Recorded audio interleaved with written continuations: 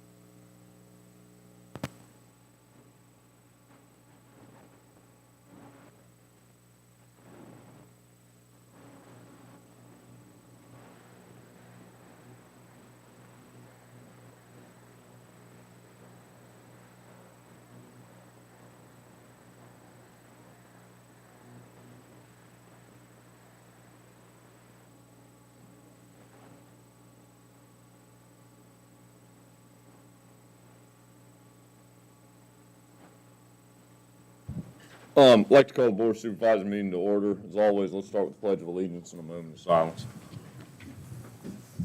I pledge allegiance to the flag of the United States of America, to the republic for which it stands, one nation, under God, indivisible, with liberty and justice for all.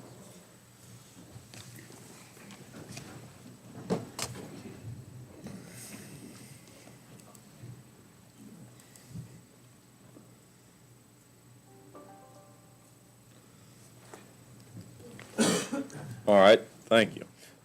We do have a quorum. We do need to adopt an agenda. Anybody have anything we need to add to the agenda this evening?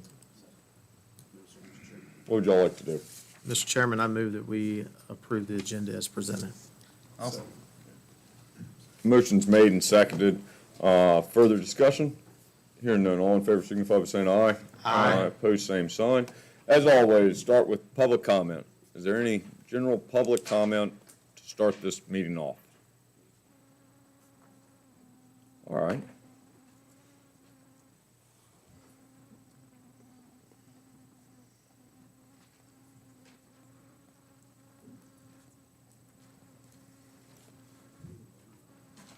Lisa Davis from Locustdale.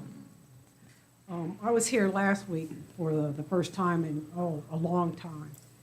And I have to say I apologize as a as part of this county because there's not enough of us here to help you do your job. I'm going to hope to be here more and more, but it's not fair to you all in many circumstances when you look at this. And this is the public time to come out here and give our input. Now, as a taxpayer, I appreciate all you're doing. And I've just started looking at the ways my money is being spent. Here last week and today, I've heard, and I will hear today, different agencies telling you why they need more money, and I cannot fault them. There's very good reasons why the money is needed. But again, we all know that the tax base does not support all these requests. And now that Plow and Hart Distribution Center is leaving, how much of an impact will that be on this county as a whole? Some of the biggest costs are personnel positions, especially the government ones. I would suggest that a study be done after tasking each department to provide whatever the information you need to see what is duplicated in their staff job descriptions and what can be omitted from their job descriptions. And do we still need that position at all? Now, this is just very general. I'm not smart in business and monies. I was a zoology major, so I'm just taking a quick snapshot in the last week or two, doing a little bit of research.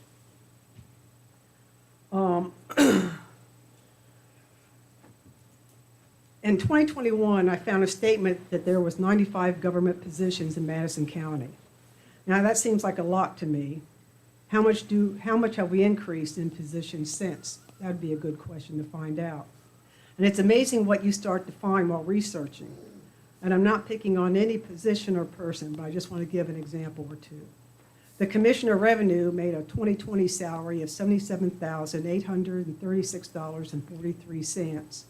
And it did not show any fringe benefits. Maybe there are some. And that was per the FY20 budget dated at 2/10/2020. Now the current salary is $101,129 with fringe benefits / FICA of $39,141.19. And that's amazing. And I'm using this as an example only, nothing else. I'm just taking pictures. And there's probably justifications for that. But I'm from an outsider looking in, so I'm just looking at the bottom line at this point. You know, I keep reading from different agencies. There's so many deputies, clerks, clerk 1, 2, or 3, assistants to the assistants.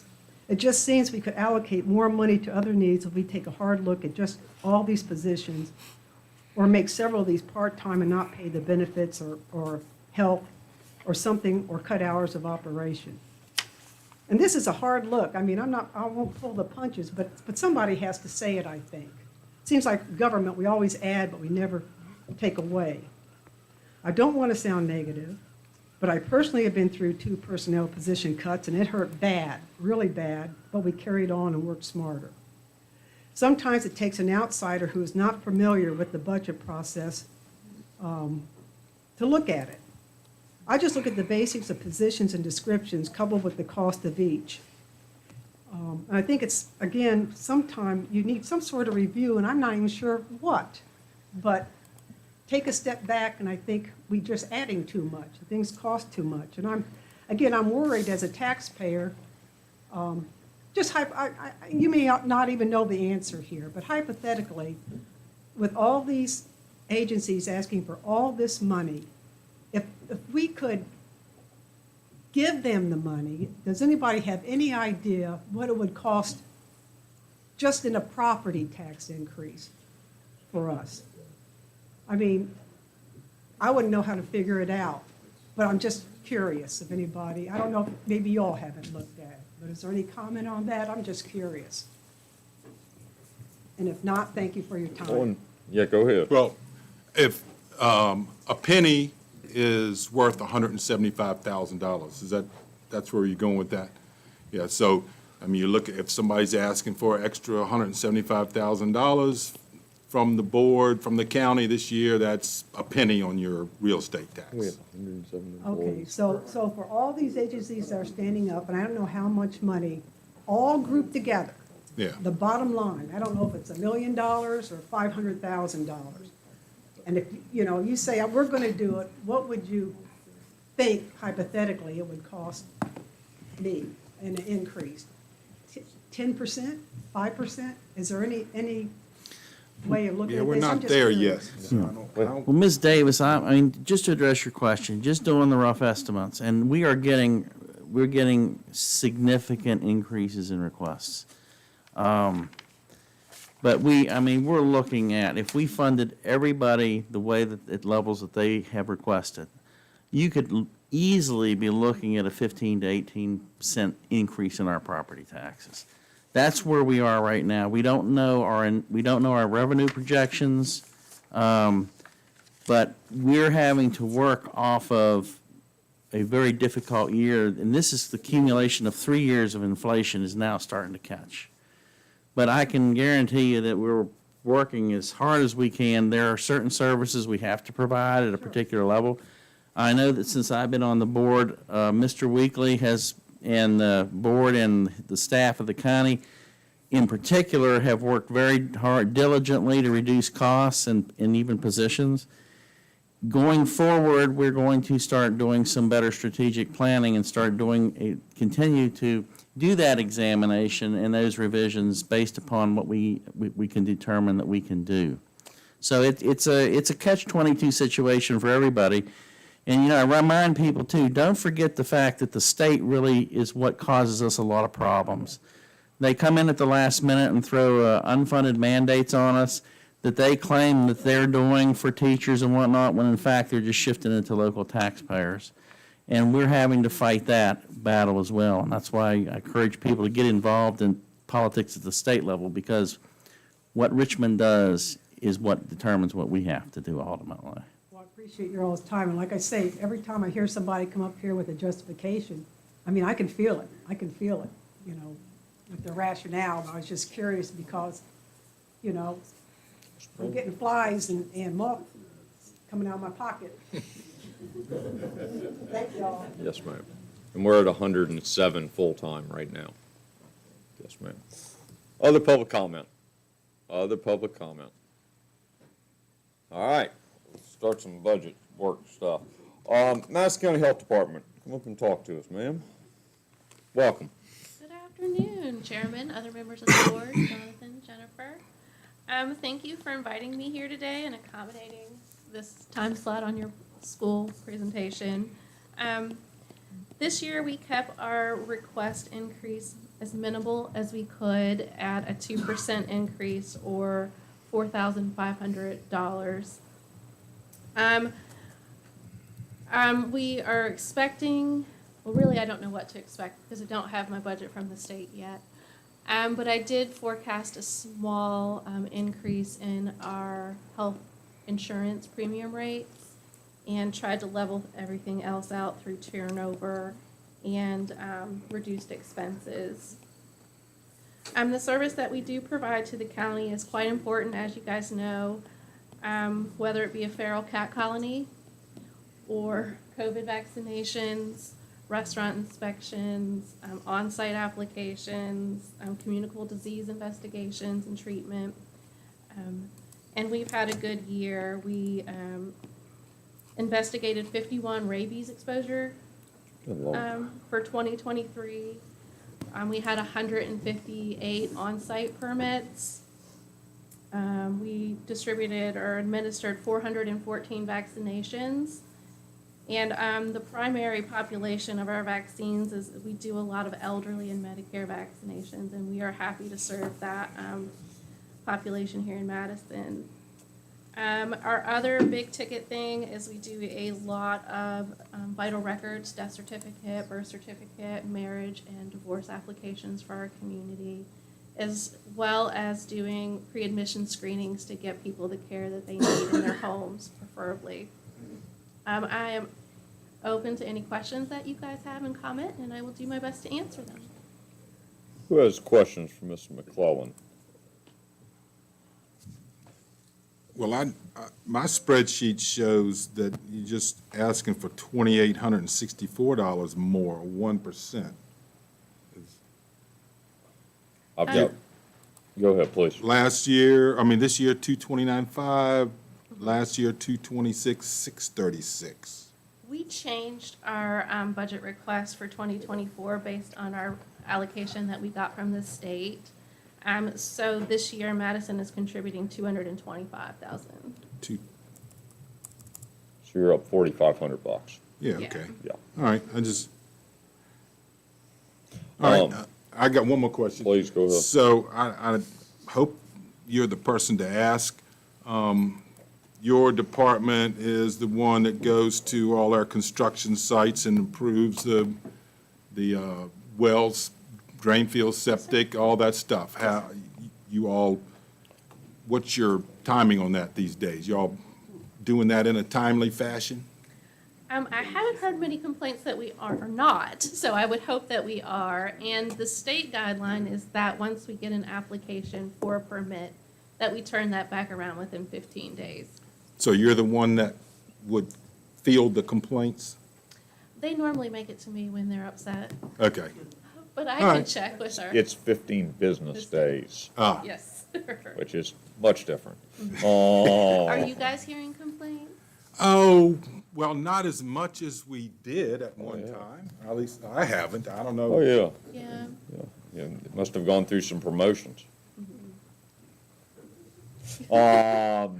No, I've gotten very few complaints lately. Yeah. Really have.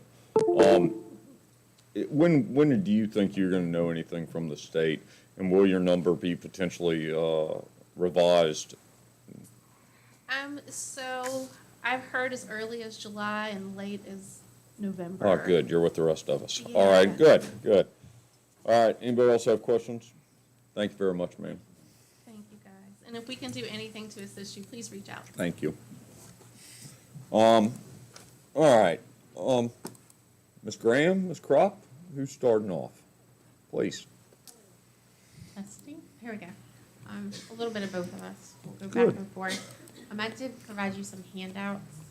The first one kind of ties into what you were just now talking about. Yep. It's a letter that went out to superintendents yesterday saying, hey, these are all guesses on your budget, so good luck, basically. Yeah. So I wanted you guys to have a copy of that.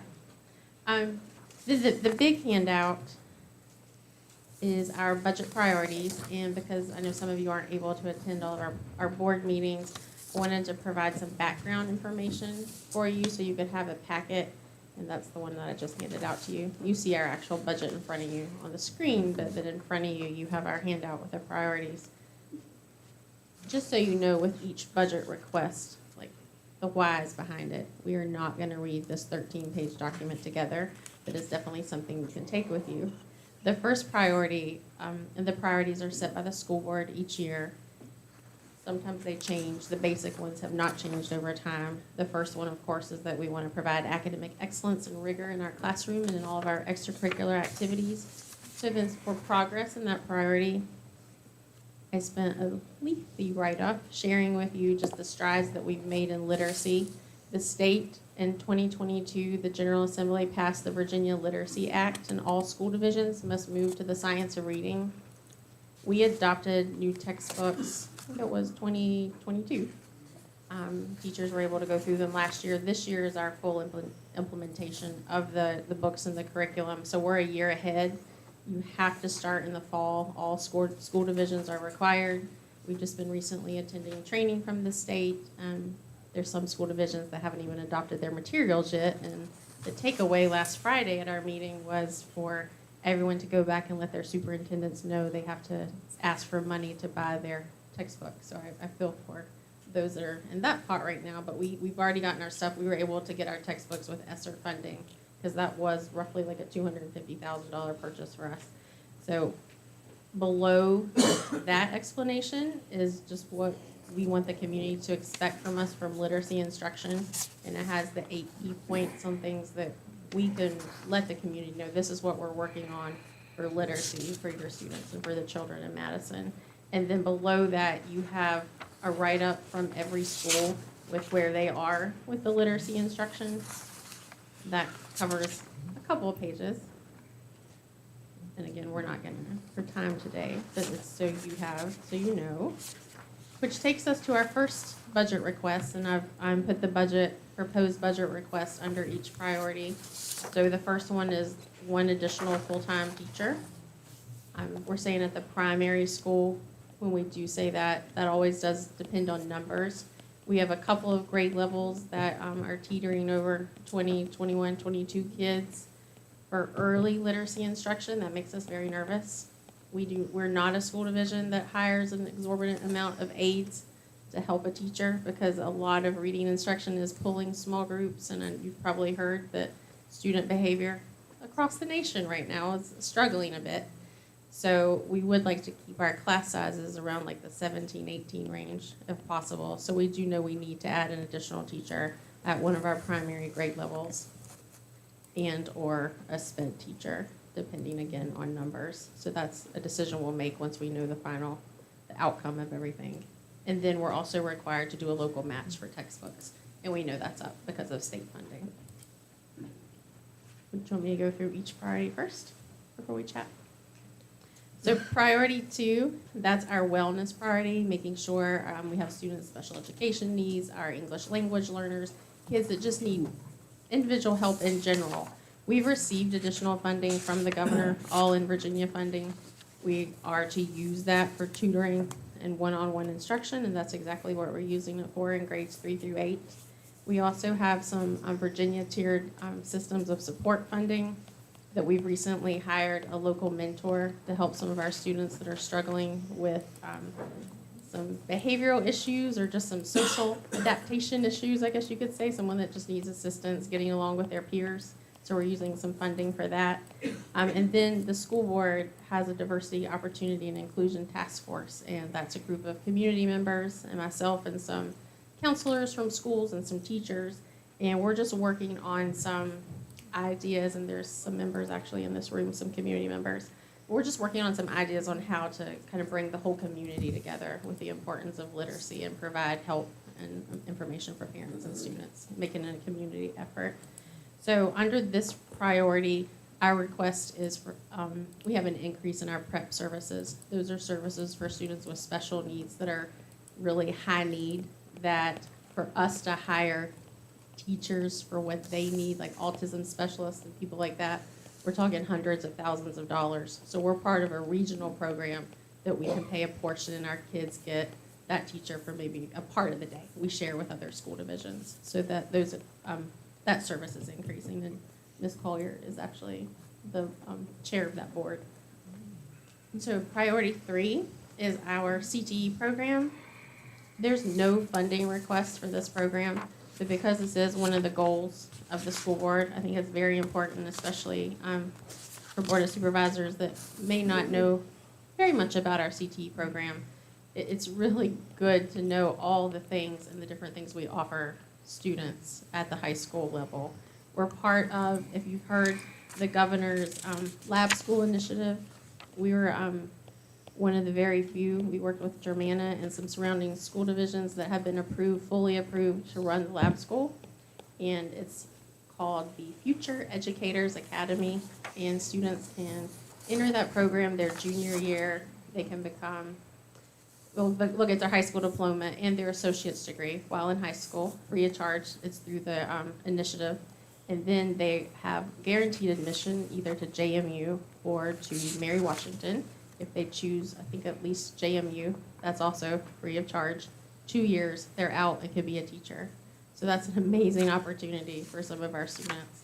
And then also just through our CTE programs, and you can kind of flip through the different charts. You can see we offer 23 different certifications, career certifications, that kids can put on their resumes when they're ready to enter the workforce. Where probably back when you were in high school, you had colleges visit and hang out in the hallway. We do that still, but we also have employers that come in and set up just like the colleges. Because kids in the hallway during lunchtime, you can talk to your college, you can talk and do a career visit. And they also do programs during the day where they're called down into the auditorium. And there's several local industries that take part in that and come and talk to our students to recruit them. They offer them mentorships, internships. So very big deal and lots of stuff going on, and you can flip through that to see all the different classes they can take and the certifications they can earn. Again, that priority does not have a budget request right now. We're funded through Perkins and then already, locally funded, and make good use of that money. There's also a committee that meets. They just had their meeting last night, and there's someone within the community representing all the different aspects that we have, the careers that we have, someone from the community as part of that task force. Priority 4. This is our largest priority, most expensive priority, and this is creating the highly desirable workforce, recruiting teachers. We have, within the past 2 years, been able to give a 14% pay raise for our teachers, but we're still behind. You'll see a compensation comparison underneath the blurb, the write-up.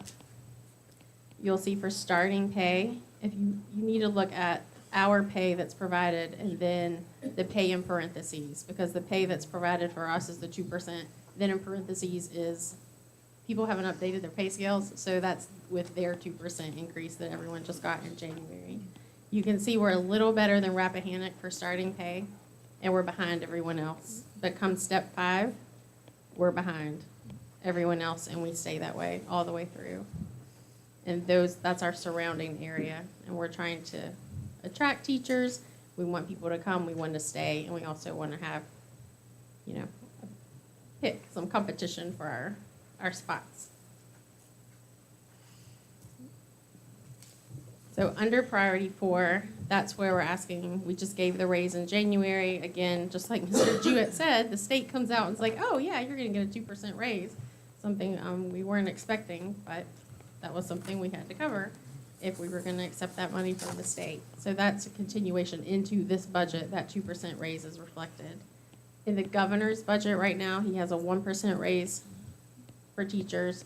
The House is proposing 3 3/8% raise, and the Senate budget proposes 3% raise. We'd like to update our teacher scale to be more competitive. We're asking for $400,000 to do that. That would include benefits along with increasing steps. We came with this request last year for our coaching stipends at $500 per coach per season. We did not have an increase in health insurance. We're on the same health plan as the county, but we would like to match our rates for all of our employees so everyone pays the same.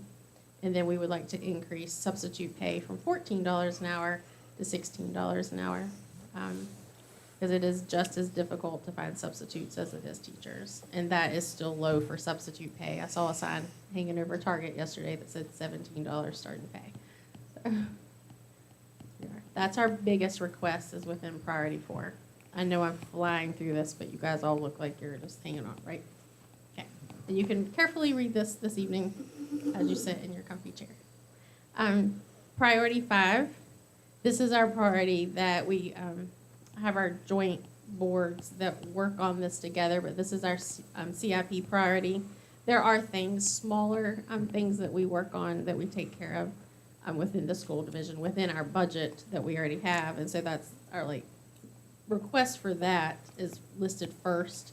We know we need to repair a gate in the hallway for games right there at the gym. There's some $7,000 of updates we want to make to our new facility. They need some furniture at the primary and elementary schools. We need some new tiles on the floor in the middle school. And then, just like everyone at home, our utilities are going up. So we've budgeted for that. The next sheet, you'll see the priorities that the CIP committee, that's the joint committee between our 2 boards, have developed for this year. Coming up, things that need to happen, that totals $1.7 million, $2,000. We do have the estimated carryover from FY23 that's at $1,095,000. So that would be a need from the county for $607,000. So at least that's something that is a lower request than what we started out this budget season with. Then we've also come up with some other top priorities of things that we know are waiting that need to happen.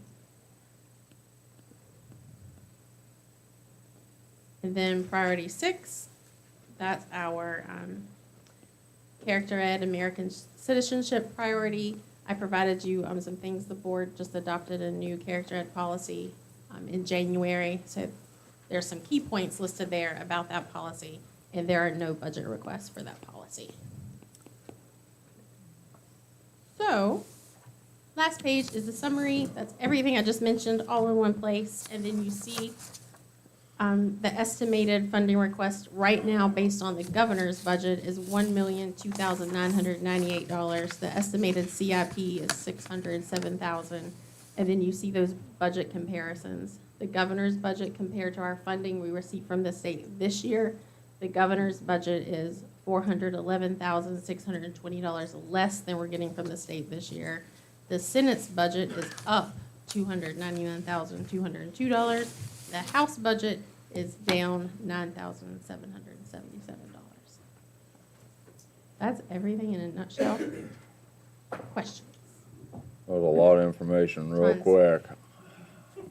I figured no one wanted me to read 13 pages, so I tried to get the highlights the best I could. Ugh. I have a Please, question. yes.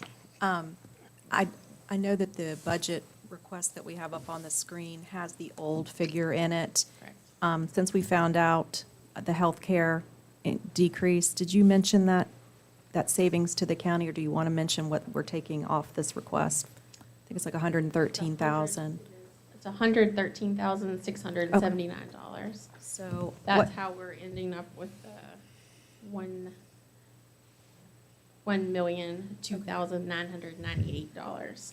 perfect. That's the difference between what you see on the screen of the 1.116 and what you see in that packet is that savings.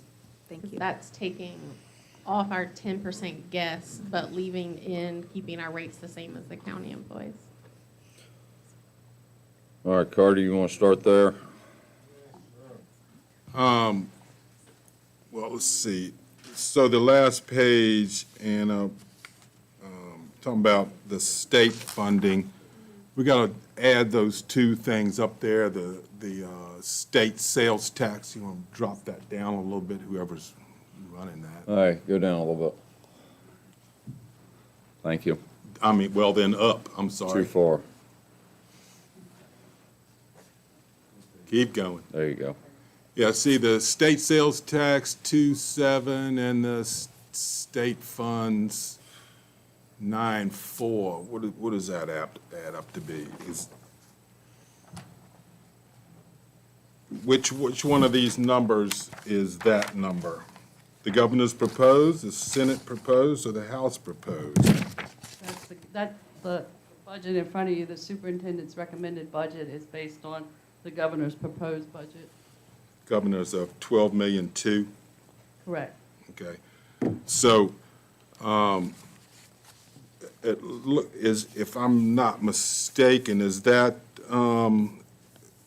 what's going on with the hold harmless? He reduced it by 411,000. Is that likely the hold harmless issue that's before the Senate and House right now? A little bit of everything is probably part of it, because hold harmless wasn't in there. But that's everything as a whole. All right. So, all right. So I'd just like to say right up front that, you know, my questions going forward are just mathematical. You know, I do computations and I look at and I compare stuff. So without the grasp of some of the answers of the questions I'm going to present, this board and the general public would simply speculate or generalize about the needs of the school system. I mean, you hear it all the time. I had 2 calls this morning, you know, saying, oh, you're meeting with the schools today. Well, they'll probably want a whole bunch more money for nothing. Well, I need answers, okay? So the school board has an obligation to provide for the needs of the public schools, and this board has an obligation to the citizens of the county who pay the bills, right? So let's work together here to get these answers and something we can assure the public that their dollars are being well spent. So I'm going to take an easy one first. Let's see. If you guys would take one of these, all right, I'll come bring it to you.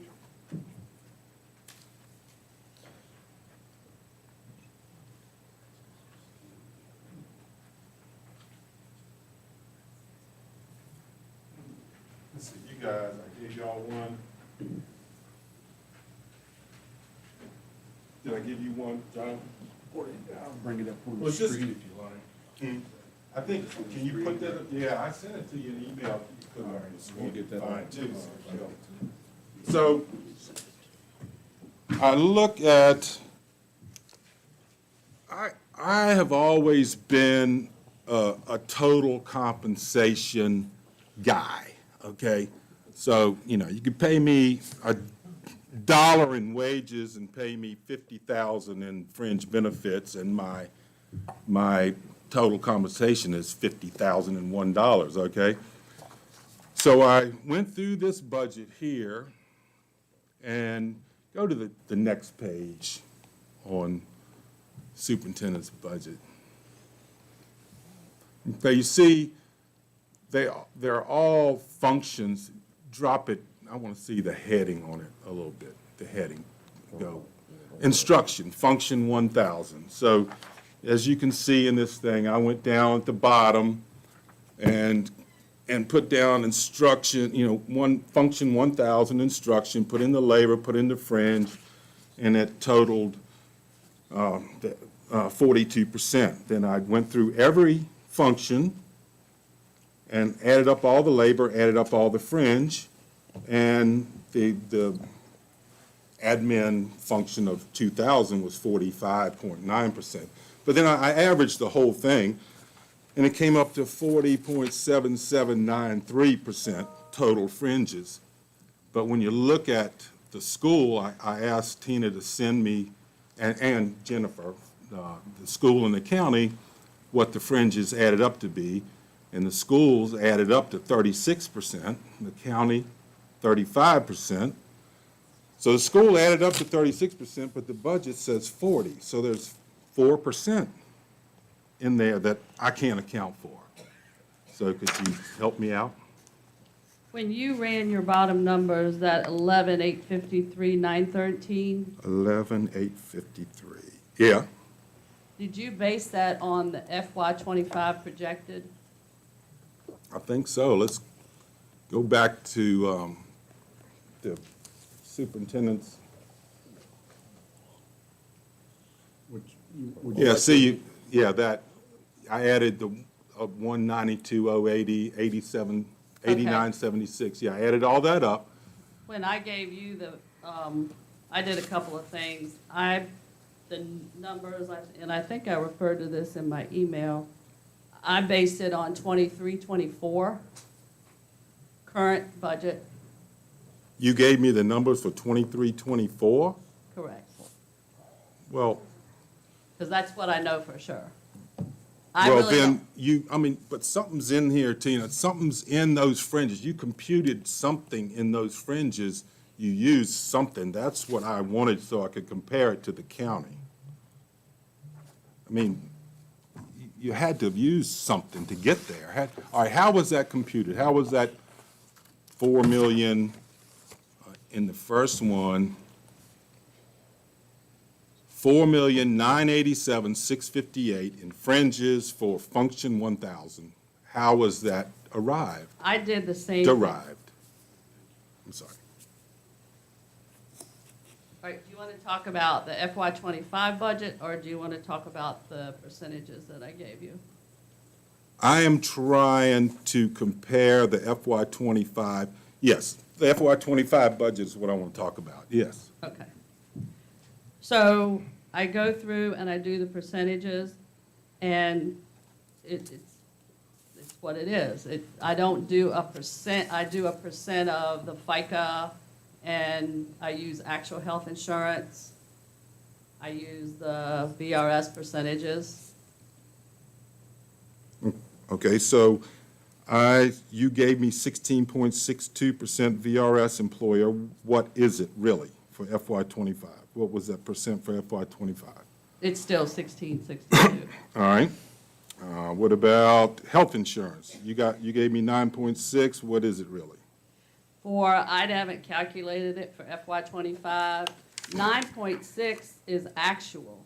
I went through and looked and saw what we're paying actually versus you know, the total percentage of, the fringe, I did it actual. Not budgeted. Let's see. So the fringe for FY '25, I would say, are gonna be more than they were for FY '24 because we had a health insurance increase and salaries are up. But Well, we're we not have- having a health insurance increase. There was a 10% budgeted health insurance increase that you based your numbers on here. Okay, even with that. I mean, we're talking 4 points here. 4 points on $15,228,000, that's $650,000. You know, and all I wanted, what started this is when we had our workshop and we were talking about there should be parity between the county and the schools with health insurance, okay? So I think, you know, we looked at each other, okay, that's fair, we should probably look into that. And then, you know, I'm a total fringe guy, and if the VRS for the schools is 16% and it's only 9% for the county, well, we gotta talk about that too. So now that it led me down this path of comparing fringes. And now I'm 4% off based on what you told me, and I don't, you know, I have to explain that to my constituents. Okay. The 16.62, you asked where I get that from? Yeah, That's from the state and the General Assembly. well then why isn't the county 16.62? That's a good question. Maybe you can talk to the General Assembly about that. The teachers all across the state are 1662.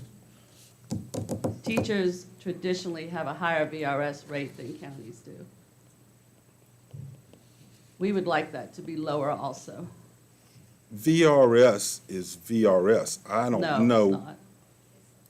They set the rate for different groups.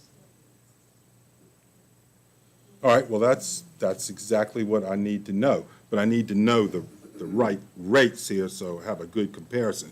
Because, all right, so, then there you go.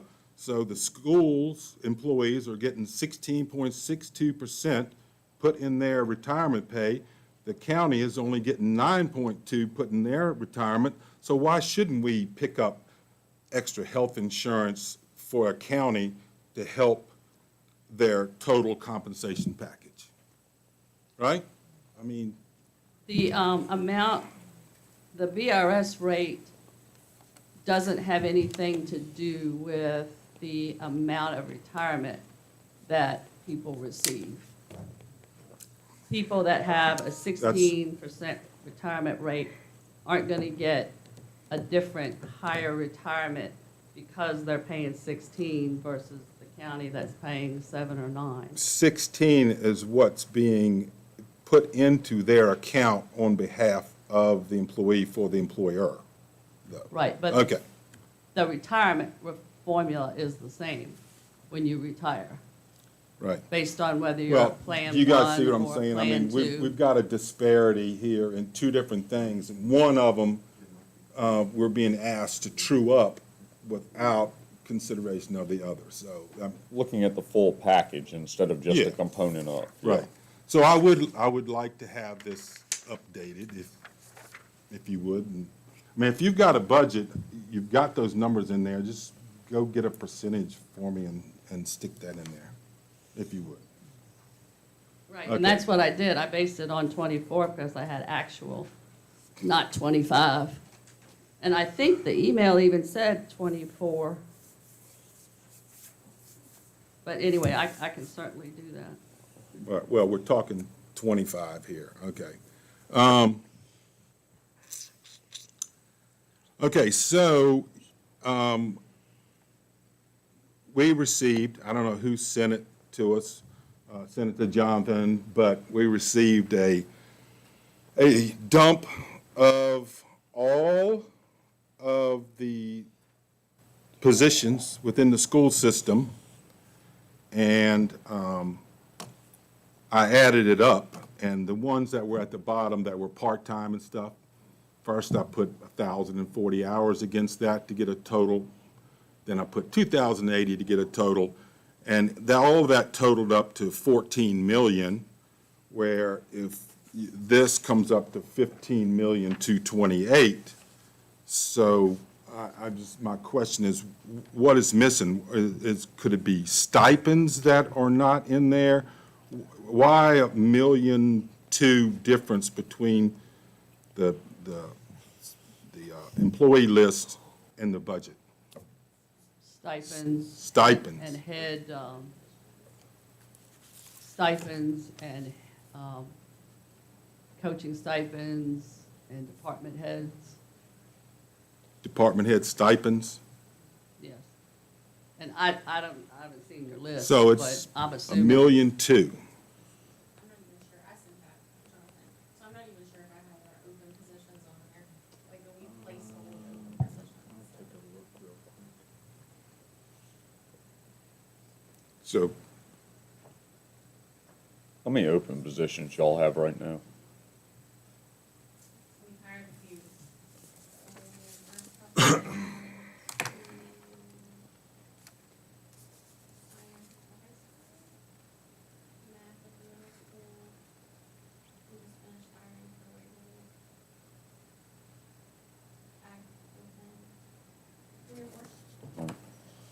To answer Ms. Graham's question, Mr. Chairman, no, the open positions, Ms. Graham, are not listed on it. okay, so how many open positions are there? 5 in there? 4. 4? Seven, when I sent it to Jonathan, we've hired some. Since you sent him, you've hired 7? Oh, okay, there were 7 positions open but weren't on that list. So you figure 80 grand per, so 560,000 off of $1.2 million, so stipends are down to 700,000. Thereabouts, right? The difference between what I calculated and what's in the budget, which saying are stipends, coaches' stipends, department head stipends, stuff like that. Right? Huh? The substitutes were at the bottom of that list? Not because it's their hours, you don't know how many hours.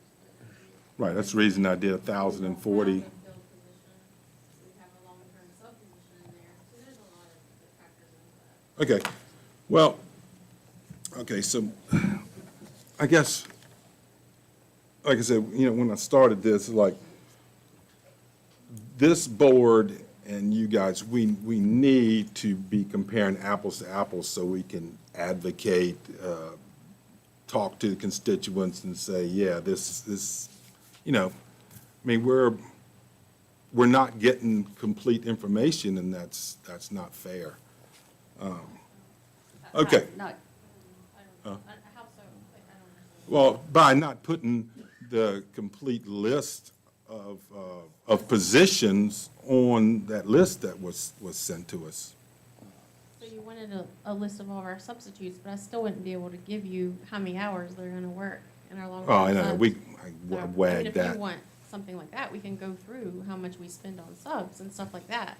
Yeah. So, I mean, I hate for you to make it sound like we're not providing you Yeah. information, because we'll give you whatever you want, but you just gotta let us know. Okay, but positions, when you ask for positions, that's what you were given. okay, But so you then didn't my ask number's for- right then. But you didn't ask for stipends, and so it depends on how you take the information and what you compare it to. And if it doesn't look right, there's other things in there, obviously, but we don't know how you're gonna use it. So we're at a little bit of a disadvantage when you ask us for things and then you use them in a way that we don't know. Well, that's the reason my email back to you guys earlier is like, tell me, am I off here? What am I looking at wrong? Okay, enough. So which of the options, the 4 options, did you all use to increase the teacher pay? In the current superintendent's budget, it's made off of the governor's budget, so. No, when you add, one of your Those things. scales are not, is that what you're talking The about? 4 scales that were presented, which one We have not went in picked a here? scale. You haven't 'Cause picked a every- scale, no, just 'cause we money. wouldn't, correct. Each scale will add up to around 320,000. But we all decided to not go forward with the work of picking a scale if there's not funding behind it. So we would need to know what type of funding there was before we were to choose a scale for teachers. Funding from the county, Correct, county and or state. okay? Now, okay, so that 320,000 is in the budget, right? Yes. And then you put the 1% on top of that, across the board. The one I mean, you percent's a would- bonus right now, so yeah, it's Okay. not on top of the Bonus, scale, though. whatever, but the Yes, 1%'s on top of it. that's correct. Now, so what I've done is, if you go through, I mean, I like Chris's idea, and Charlie were really behind this, to do the graduate scale, $250, for the early ones, and hit your teachers that have been here the longest, the graduate scale, 1,500, 2,500, and 3,500. So I did a spreadsheet on that, and I'm looking at a teacher, a social studies teacher's current salary, $82,166. I mean, that's at the top. I sorted them, so that was at the top. So if we do that, if the governor comes through, whether he makes it a 1% bonus, 1% raise, or even a 3% raise, if we do the 3,500 that's in option 4 on that thing, that would be a 4.3% increase for that social studies teacher. Okay, and you go down, and I did all the steps. I took their current salaries and put them in the steps that you all had, that we had, and I put a column in there and put steps in there. So you get down to a person that's still in step 31, they're at 65,000. So giving them $3,500 would be a 5.3% increase. Okay, so my point is, we do what we want to do, which I think it's probably a good idea. The teachers need to be raised. We do this. We give the $3,500 to that social studies for 4.3%, and then the governor comes in talking about this 1%. Hey, we've covered it already. We've given them a 4.3% increase. The 1% needs to come out because we've covered it already. And that works until you get down to the people that are in steps 9 down through 0. And in those cases, you've got, I don't know, maybe 15 or 20 of them. It was on the sheet. And they're at 2.8% and 2.9%. You got one person way down here that's a little less than that. But they're almost, the $250 is almost, no, I'm sorry, that's 1,500. I'm sorry, 1,500. Anything below step 5, the $250 does not cover anything that the governor would say. Okay, you with me so far? All right? But the part that almost everybody's committed to is that graduate scale would cover everything. So therefore, in my opinion, the governor is going to give us the money to cover that 1%, but we've already done it. So we don't have to match it or anything. We've done it already. So that's just money going into our treasury. What am I missing? Nope, you Right? didn't miss anything. Okay. Show you can see it. All right. Well, I thought that was going to be harder to explain. All right, so we got it covered. All right. So Chris sent me something this afternoon that was good. you all, obviously, somebody did a pretty good job of going out and doing a comp study on all the teachers, and my question was, when are we going to do a comp study on all the other positions? Right, and we have. That's probably what you have. 'cause I sent it I've to got, you. well, I've got elementary,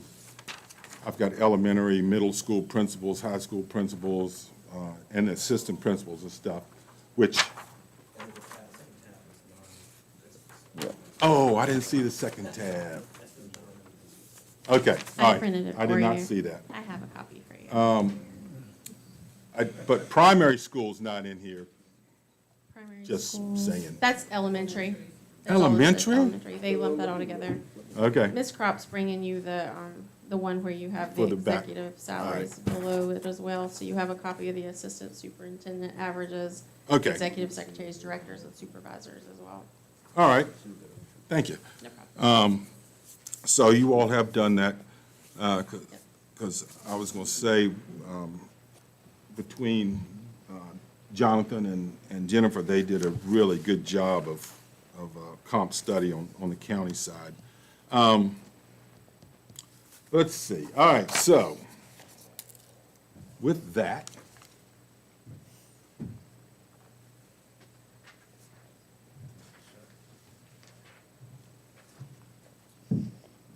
Excellent. sorry, I should have. I don't know whether I need another copy or not.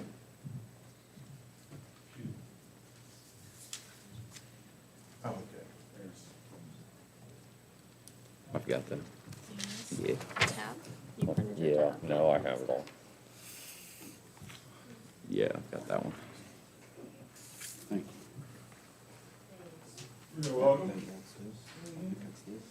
Here, you don't want that's what's on the this? screen. Yeah, I've got All right. that. All right. We'll take it one at a time.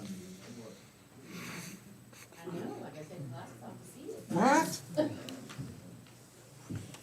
Okay, so, I don't know whether you've got this one, Jonathan, to even put up there, but let's talk the far right-hand column.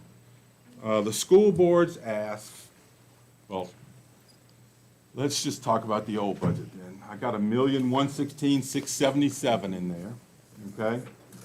If That's the second tab.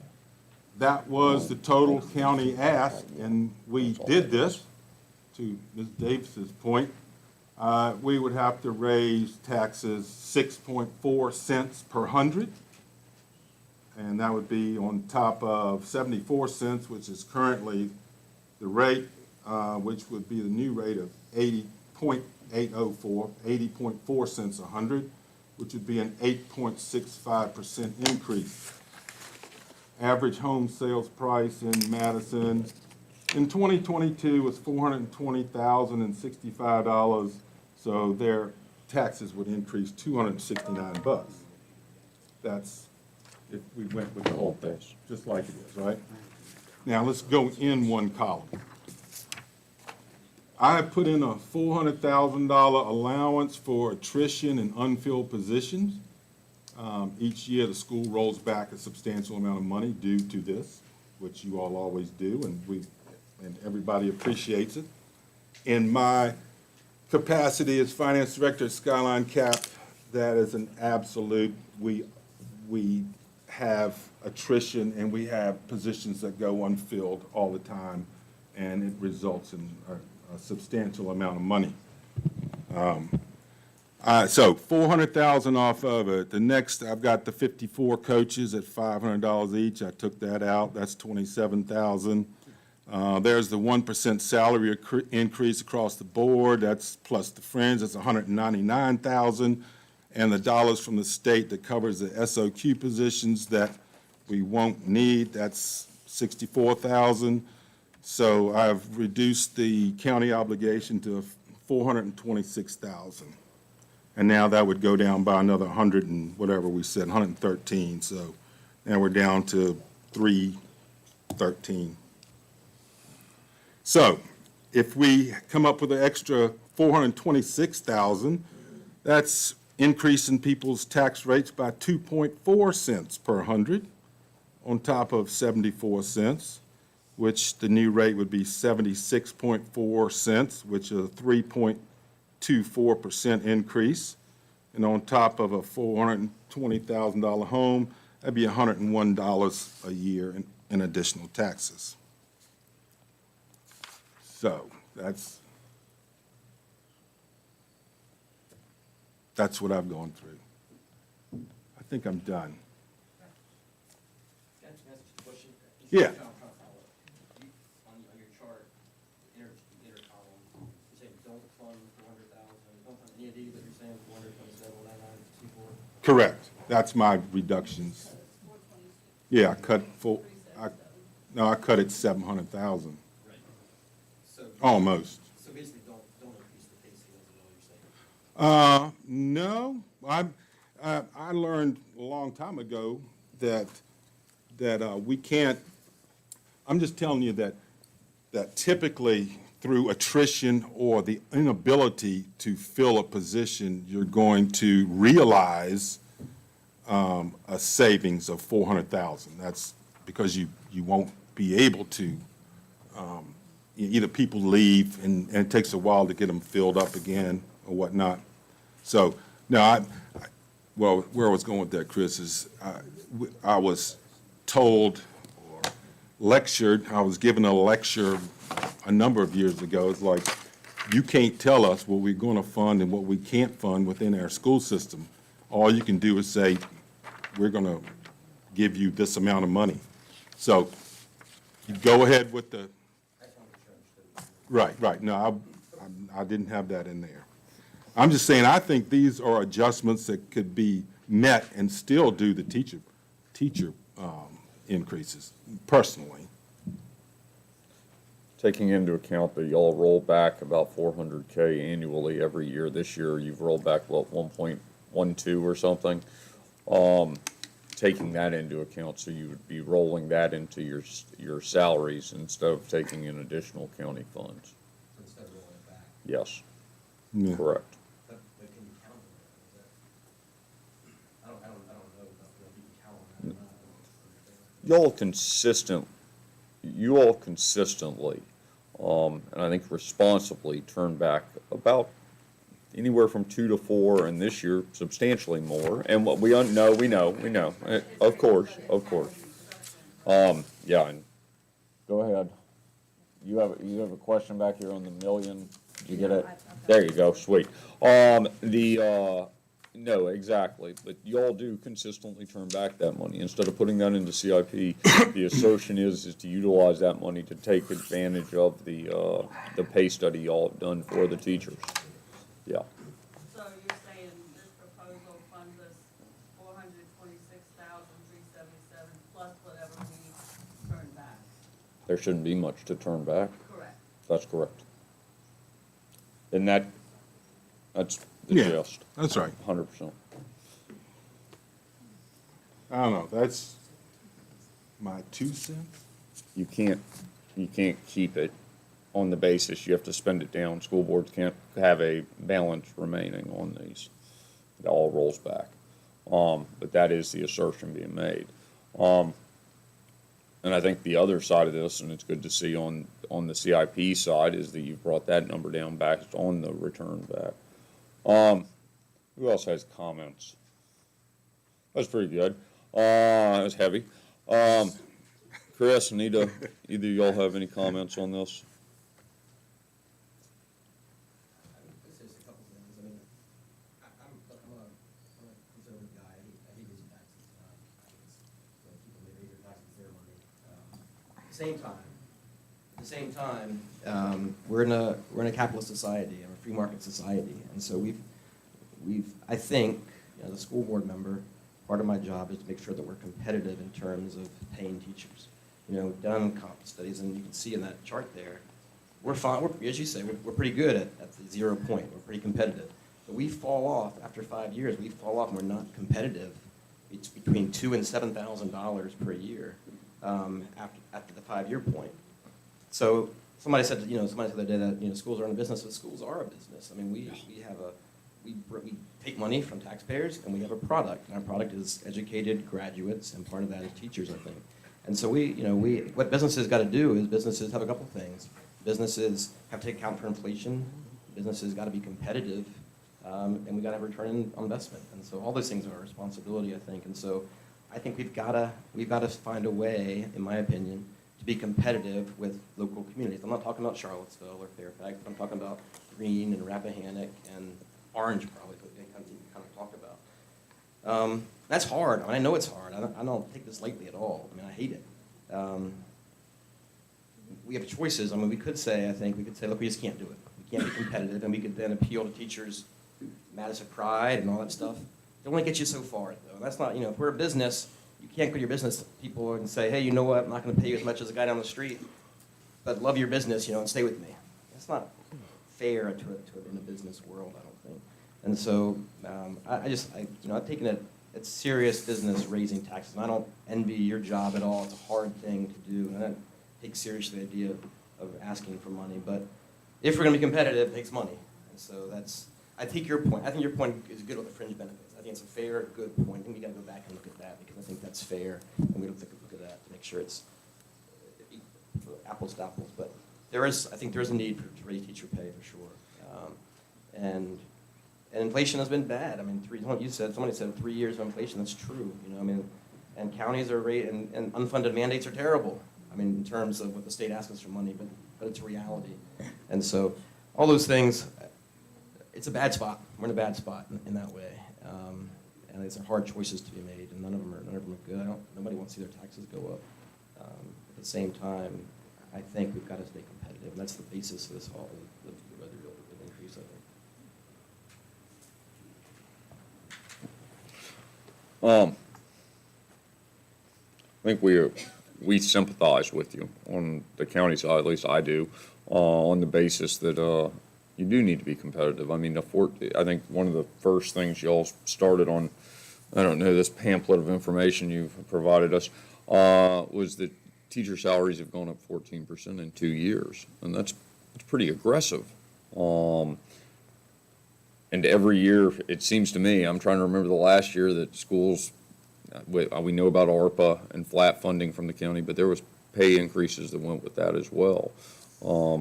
The idea in looking through the numbers that y'all have provided at this point, the starting pay, we're pretty good on. Going down the night that, I guess it was your public hearing, I guess we saw that, or maybe it was your workshop, that we saw all your numbers on the front side. We saw the 4 different options. I think the top one was like 500, just shy of 500K. I was running it kind of ascending the same way, and I got to like $355,000. And we know that there's benefits on top of that, but everybody is trying to get that, to keep those teachers that have the passion for teaching and really do the job the best way, the ones that we appreciate the most. We're doing the same thing Cardi's doing right now. The idea of it's something that we really haven't done in the past, where we do pay adjustments for staff and kind of absorbing whatever the state gives us based on, we're giving more to the teachers than the 1%. Normally it's on top of. I think that's probably one of the disservices that the state actually does to us on a regular basis, because it doesn't do anything on the discrepancy between your 30-year teachers and your first-year teachers. It just makes the whole scale go up and cost associated to every citizen go up. And nobody takes that into account. Everybody likes the pay increase, but in the next year, nobody remembers the one from the year before, which always is great. Going to where Cardi is, and we're going to hear the first round of revenue today. It wasn't this generation of administration at all, but previous was, we don't really care what the Board of Supervisors say, just give us a number. I think the relationship's a little bit better than that. I would certainly hope it is. Let us go through some of these numbers, and then we can start trying to figure it out. I think going to Cardi's topic of, and a lot of people in here will appreciate, Bill Campbell always talked about compensation packages, and it is a compensation package. The other side of it is, we know that the core functions of government are public safety and education. So you all are kind of at the top of our list. We also appreciated, and last week we had Germana here, they talked about your kind of home-raised teacher program, and that's great. They asked us for 50K new monies. We funded them, I think, at 2 or 4K last year. They've asked for several years. I got one more thing. Please. Whenever you finish.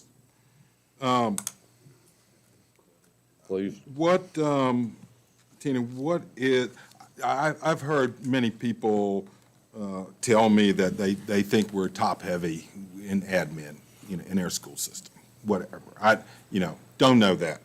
But what is their admin labor as a percent of total labor? And then 11.75. 11.75? And what is the industry average on that? Is that, Oh, I don't know. I'd say, I'm just gonna stop with I don't know. yeah, all right.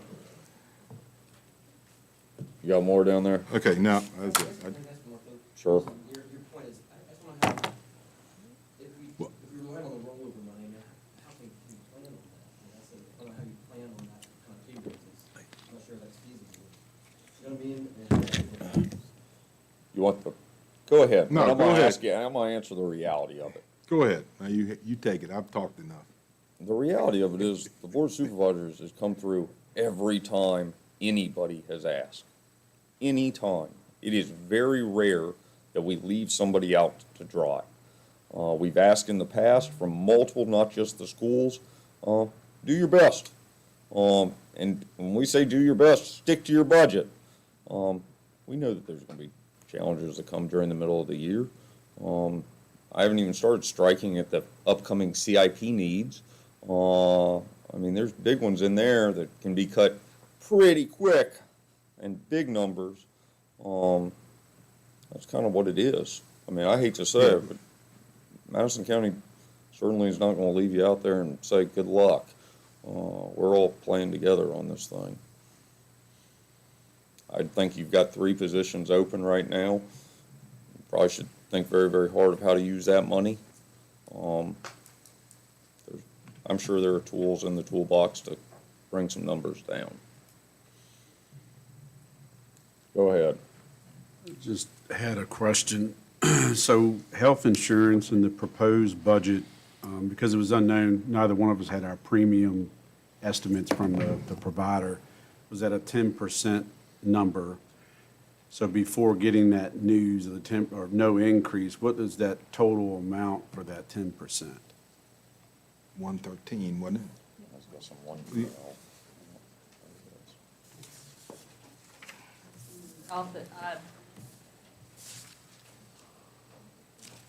What was the 113,679 number?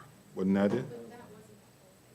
Yeah, that's what I want to make sure different. Oh. I know things went down 113, but I want to know number before what Right. that total was. Off the top of my head, I couldn't. Okay. Because it's divided out by function, so I couldn't tell you off the top of my head.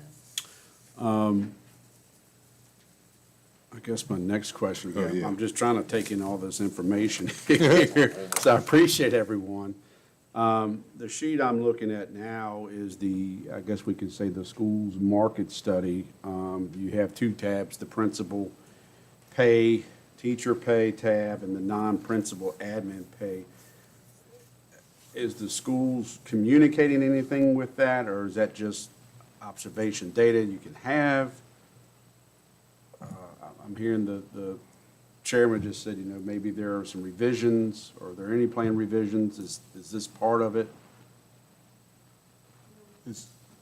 That was what was in the Like, are we public. thinking we're gonna change admin pay or something? No, we only did a study to ask because people are curious how our pay compares to those around us. Okay, And the only thing that we discovered is actually our admin are on a longer contract than surrounding areas. that was gonna be my next question. I saw 20 days more. Is it, They're on a 200. why? So they make more and they're also on a shorter contract.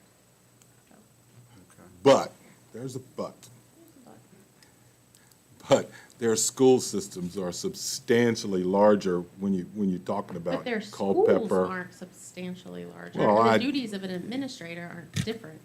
Like, you have the same duties. Your day is filled the way your day is filled. Right, And it's filled when you're an administrator. so, all right, so there's a principal in Culpeper, of the elementary schools. You got 800 students, okay? And, well, she makes 96,000. Okay, so it's, perhaps these numbers that they gave you, Chris, were after this coming budget. But you got 800 kids and an assistant principal. And our primary school, we've got 200 kids and an assistant principal and assistant principal. You know, so you can't, once again, it's kind of tough to argue. Right, I mean, I don't even know how to argue with that, because I they're all know. working all day. Like, if you're filling your day with kids and doing what's right by your students, your families, and your teachers, you're working all day long. So I don't know exactly why the number of students matters in that. I guess I would say, I mean, I think we can do that, but that's not the prime, that's, I think it's important that. That's not the primary driver, primary driver is the teacher. Oh, That's absolutely. what I would say. In a classroom of 20 kids, a classroom of 20 kids is the same, you know? I think we can have a discussion about other part of how the size of the school, things like that. Again, that's not driving this budget very much. That's a very small part of it. Right. What's really driving it is the teacher. I don't wanna, I guess I just wanted you to lose sight of that fact. Yeah. Because that's, you're talking about small money. And this, every penny is taxpayer money, and I look at it, but that's not what's driving this budget. The teacher's salary is what's driving this budget. And that is kind of apples to apples, I think, in terms of 20 kids in the classroom, 20 kids. whether Yes. it's a huge school or small school. And that's, we are behind, without a doubt.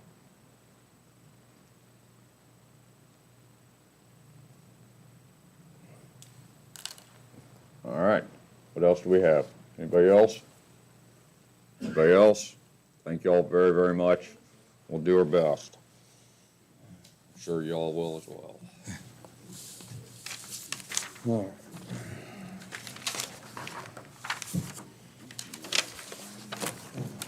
Chairman Jackson? Yes, ma'am. Are we to assume that's the number? What? The 313, is that our number? No, we haven't decided anything. Okay.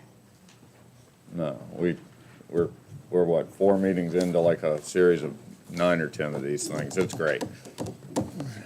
Thank you.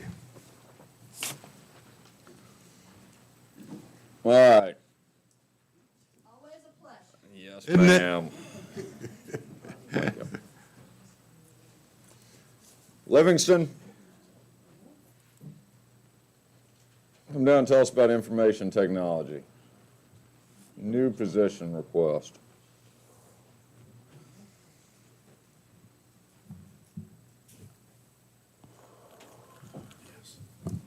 And Hey, Chairman thank you. Jackson, I Yes, just ma'am. wanted to make one correction. We have 102 FTE currently, not 107. There you go.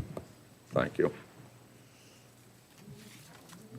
And as Livingston, thank you. 102 full-time Full-time. equivalents, FTEs, yes. And how many, yeah, I was gonna say, how many unfilled? We do have unfilled, but that 102. At least 5. Yeah? Majority of those are in public safety with So, dispatch back to your and number. EMS. Okay. All right, we're not doing the IT budget. We're just gonna talk about the new position or potential new position. Livingston, please. Hello, everybody. So it's just a position today. We are looking to add a entry-level IT position that can come in and help us do break fix, which is basically your daily problems where your monitor don't work or your cell won't open or you can't connect to the network. That sort of stuff that Alan is taking on now. About a year ago, we all talked about expanding this IT department and making it more self-sufficient and having less dependence on outside vendors to support us. And I think we've made really good progress towards that goal. Alan has been doing a bunch of training over the last year. He's about to get his Microsoft certification, and he's positioned to transition into a more sysadmin-based role. We will not be able to do that in a timely manner if we do not get some other help in here to free Alan up for that next step. Currently, as you all know, the phone will ring, the door will open, people will come in, and no matter how hard you try to sit there and study or work on, even work on a server crash, or I'll keep it at the top level. But with the server crashes, we need the time to be able to go in and understand what could be causing those problems. We need the time to be able to do the system administration to maintain those servers and keep them healthy. We need the time to upgrade. We need the time to prepare for the next project. Basically, IT is handled by our third-party vendors, Magna 5, a lot of it, and there has been an expressed desire to move more in-house and less dependent on external support resources. So I think we're well on the path to that.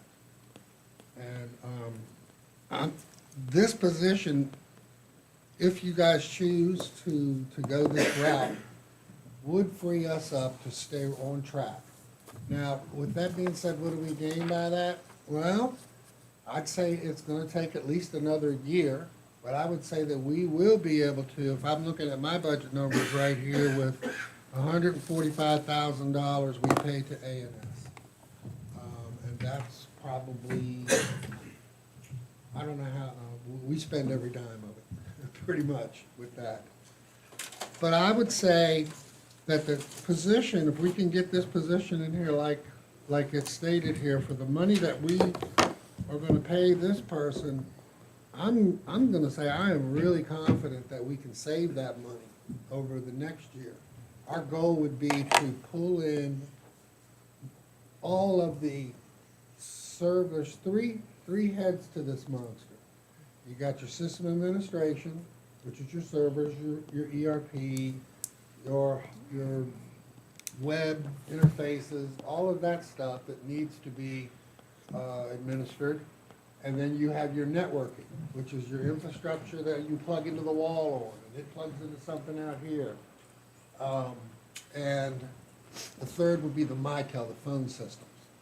We would keep the Mitel and the networking still being outsourced for another phase down the road. And that would cut this bill by, I would say, at least as much to pay for this position. If we pull that sysadmin work into our department and we start doing it, which I'm confident we can, then that is a huge step in becoming our own in-house entity. We have Microsoft to call when we have Microsoft problems if we get overwhelmed. We don't need to have these high-end system administrator positions more than what Alan grows into. We don't need to have a VM person. We don't need to have, we have outside resources that we can pick up the phone and call. We want to fix as much as we can, but if you're going to keep the staff at like 3, which I think we could run with 3. And especially looking down the road over the next 5 years, I fully expect that if we're not completely in the cloud, we will be so close it ain't funny. I mean, everybody's going that way. If you look back 5 years ago and see the way things were, we're already way past, I think, what people could have thought as far as the cloud now. 5 years from now, we won't need to have a staff of 10 people here. The cost that we pay A&S for everything they do is the cost of one high-level sysadmin in, say, the Northern Virginia area. I mean, our entire budget for A&S, this is one person that's doing that kind of work, where we're getting our networking done, we're getting our sysadmin done, we're getting our telecom done. We use the contractors to run all the fiber, all the data connections. So if indeed the board decides that they want to continue down this path, I highly recommend that we bring in this third position. Like I said, it's an entry-level position that will handle the fires that come in all day long, which will free Alan up. In addition, if you look at it like him, this person is going to be called information technology technician. So 6 months from now, from the time that person starts, then I would say that they are potentially at this point, depending on their skill level, and they potentially could move up to a sysadmin 1 position. Alan is currently in a sysadmin 1 position. Over the next 6 months to half a year to a year, probably, I'm expecting half a year, especially if the certifications continue. Alan can then move to sysadmin 2. And then, of course, one day, I retire, you'll have to hire somebody else to fill my position, and that gives them even more room and something to look forward to, if indeed they want to move up. So you got internal paths to move up, which always makes people happy. We certainly have got the workload. I believe now we have a better understanding of every nook and cranny of this IT infrastructure here at this point. And I honestly feel like we can meet this goal in a year. We get somebody in here, as long as we don't miss on the interview or whatever, struggle to find the right person, that's gonna come to work every day, gonna be ambitious, loves IT. If we can find the right person, I really believe we can get in a year, you can cut this ANS bill down by at least a third, if not more. And also over the next 4 to 5 years, the more we go into the cloud, the phone system is gonna go away in the next probably 2 to 3 years. This thing is reaching end of life. At that point in time, we're gonna be pretty much, our only option is gonna be to go to Comcast, or what they call, I keep saying 8x8, but there's a bunch of folks that do all that phone stuff, and you don't have to have a server on site. You have a portal that you go and do all your work on the portal. Anything that breaks, they fix. Phone breaks, they fix. That will also go away. You will not have to have a person on site to man, or on staff to manage that technology. It will be done by the service provider. So therefore, you're down now really to a small part of the ERP that could potentially still be on those servers in 3 to 5 years, but I doubt it. I think that everybody is marching towards that cloud solution right now. Tyler, Avinity, and Laserfish. Tyler's there. Avinity and Laserfish are not there. So if our goal is going to remain standing up a department on our own, having our staff performing the IT duties daily, then this position right here would be a nice step in that direction. If not, whatever way you guys decide, we're still looking good. We still could run fine. Me and Alan, we have a good time every day. But looking at the county and what we talked about, our goal, we're well on our way. We've met everything that I thought. I'm surprised we got there like we did. So if we do this, then we're that much closer. And I honestly believe in 3 years, you got your IT in-house. You don't need a third-party vendor at this point. I'd be real surprised if it takes 3 years. So, I mean, that's pretty much the pitch for the position. I said if we're going towards that goal, this is the next logical step, and we're ready to go right now. Quicker we get the person in, the less time that we have lost. So. All right, stay there. Jonathan? Jennifer, do you want to jump in? Yeah, just a quick question. Magnify, our outsourced vendor, you said our budget's roughly 145, correct, coming up? On my budget, it says 145. Yes. Does that include their rate increase that you talked about this morning? And remind me what that rate increase Well. is when they were bought by, well, it was A&S and then they were bought by Magnify and their rates increased. Their rates have been increasing before that happened, but they have definitely increased, and whether or not we would have to actually sit down with them and work the numbers to just see how much, but this budget is going to continue to go up under A&S. Their rates are going up. When I came here their hourly rate to come here and work a problem is $55, now it's $145. 4 years. So it's going up, and I could do the research, but I have to figure that everyone else is going up too. So no matter which way you turn to get that kind of support, and you're gonna have to, it's getting more and more expensive. Now, in the grand scheme of things, in the old days, I would have either kept them or I would have built an IT staff. Because it's just cost effective. I mean, A&S to me is a very fair price, even at these prices. The way things are going up, the way salary increases are going up, how hard it is to get decent, smart, dedicated people to hang around without twisting your arm every day for money. It's difficult. We get A&S out of bargain. So in all fairness, just something else to consider. Everything we pay them is, at least on this part, I don't know about the school or Lauren or whatever else is going on. Well, that's Charles. But at least what we pay, that's one position. That's one position in Northern Virginia to where we have the whole spectrum of IT support being handled.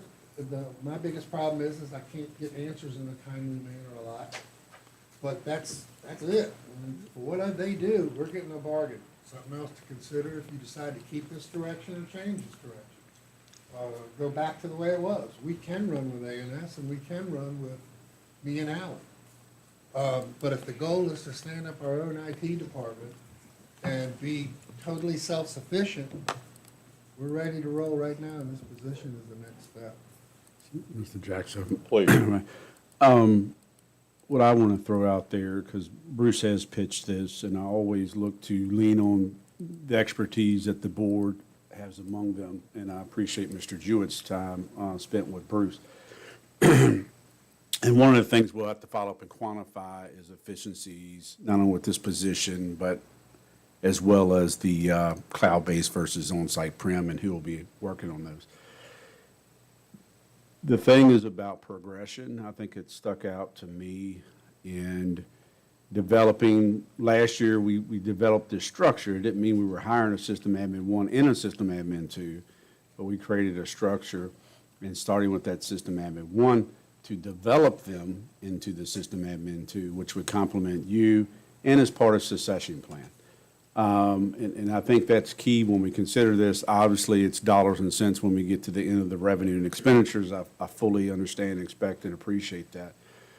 So it's really about setting up for the future. I think, in my opinion, I would not give you a value year one, we're going to reduce contract services by X.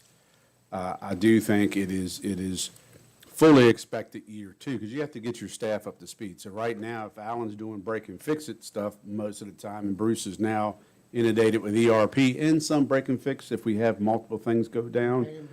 And paying the bills, you gotta do that. It's about getting this new person in, up to speed. Alan progresses, Bruce continues to mentor in the things that he does, and then we have that kind of that succession plan and building our knowledge while we're building our team. So that would be my pitch for this position, at least some of the reason why. But understanding in a tight year, we'll have to look at it. But I do think, and probably when Bruce's budget comes in, I'll give the board some, what we feel is that quantitative, what, adding this person, what do we think reductions, where are those areas, as well as the effect it could have with on-site versus SaaS, and if there's any savings or what's the cost of inefficiencies or downtime. So those are things that I think naturally make sense to bring back to you when we're trying to fully crunch numbers on this position and what future reductions. But succession planning and growth is key. You good? And we didn't pull these numbers out of air for the salary. So did some research and went and looked over in orange. That's the range that they've got for the same exact position. So And I believe that was 45 to 55 is what you were looking for. Yeah, right in that ballpark. So we realized our recruiting efforts, if that was approved, we realize the arena we'll be in. whether there's a sharp graduate coming out of high school here, or if it's someone that's on a certificate or a 2-year degree through Germanna or Piedmont. We realize what our market is. We know we're not going to go get a system admin one for that rate. Judd? I just have a rookie board member question. So the IT department, break it, fix it, all that, is that just for the 101 county employees, or does that include the school, the police, the sheriff's department, other agencies in the county? We do, Question is it does not. The 101 is our primary. We do help out with the courts sometimes, and they've got, we're certified DSIN, so we can actually help them with their state police equipment. We're willing to help as much as possible. We have helped some. We do create their accounts and their emails, except for the school. School is completely separate from us at this point in time. But for the sheriff's department, everyone in town here, we support all of them in one way or another. And so when we support them, we are also using the ANS contractor. If you can't get to it or you can't handle it, they go in and handle that. So I guess my question is, if we're going to consider hiring somebody new, now that we have 3 people, can we expand into those areas too and save money for the county? That's We what would it love could. to. There's a little bit of politics going on there. The sheriff's department does have their own IT resource, and they are keen to keep that person. Does the county pay for that? Ultimately, I mean, so is that a sub or is that an employee of the sheriff's department? he's a contractor. That's correct. Okay, thank you. Yes. The state police, the courtrooms and all, they have their own people too, but they work with us. You know, we'll go over and help someone troubleshoot a problem. If we can't access something, we get on the phone with their help desk at the state police, and then we'll be their hands and eyes on site. But the only area at this point in time is the sheriff's department. We do EMS, we help the fire department, everyone that will let us help, we help. And with this third person, I'm totally confident that if the day comes where we do merge with the sheriff's department, there's nothing over there that we can't support or understand. So we could save the county money. Absolutely. Okay. And Well, I don't know how the money works. I just know that we could support them. yeah, we would save some money. And the other component that's kind of coming out of all of this, and it's a conversation that we're certainly probably not going to get to this year, but we would like to be working with the schools. And that's both in, it seems like the realms that it's come up in so far is the IT world, and then in the facilities and maintenance world, where we're working with them well right now, but with 2 separate departments. Down the road, we may be able to find some efficiencies with working together a little differently. But that's conversations for the future. Got anything else, Judd? Jim, I'm hoping you're going to chime in on some of this. You have comments? No, I've talked to Bruce extensively on this, and he's pretty much covered it. You know, this is a decision taken within the context of the strategic consideration. If we hire this person, you're not going to save any money the first year, and that's a given. Now, from that point on, I think it's reasonable that we could significantly cut our outside consulting services. I'm not sure that ultimately we'd want to get rid of all of it, but that's something we'd have to reassess as we go along, because as Mr. Livingston said, this changes so fast, there's no crystal ball in predicting where IT is going to be in 3 years.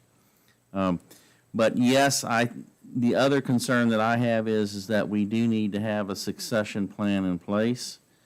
And I think that the county would be well served if we could have homegrown folks that can anticipate possibly moving into that position. I know Alan's being trained for that.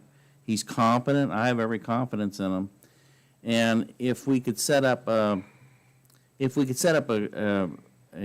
succession structure, because Mr. Livingston isn't going to be here forever, I think that it would save, and wish he would, but the point is that I think if we could move in that direction with grooming internal candidates to fill these positions, candidates that are loyal to the county, They're not job hopping. We're going to save a lot of money in the long run, because if we have to go out into the open market and replace Mr. Livingston, and we're going to get in a bidding war for people that won't stay long anyway.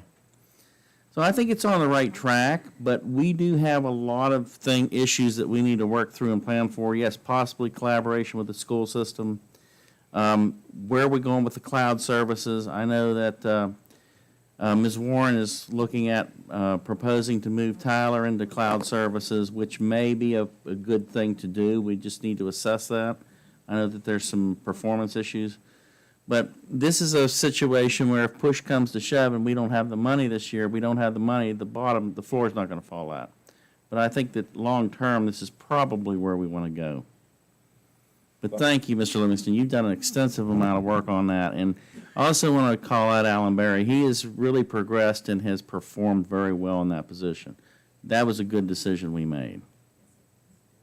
Hopefully we can get that sort of candidate next time. Just on the quicker, y'all's comfort level, we're ready to go right now. So if, every month we don't, there's another month that we're not getting there. So, but we ain't gonna let you guys down. We're on the right path. All right, Cardi, get him. Give me card. Oh, no, I'm good. All right. Hey, I got your disk drive. Alan, you have anything to add to this? It's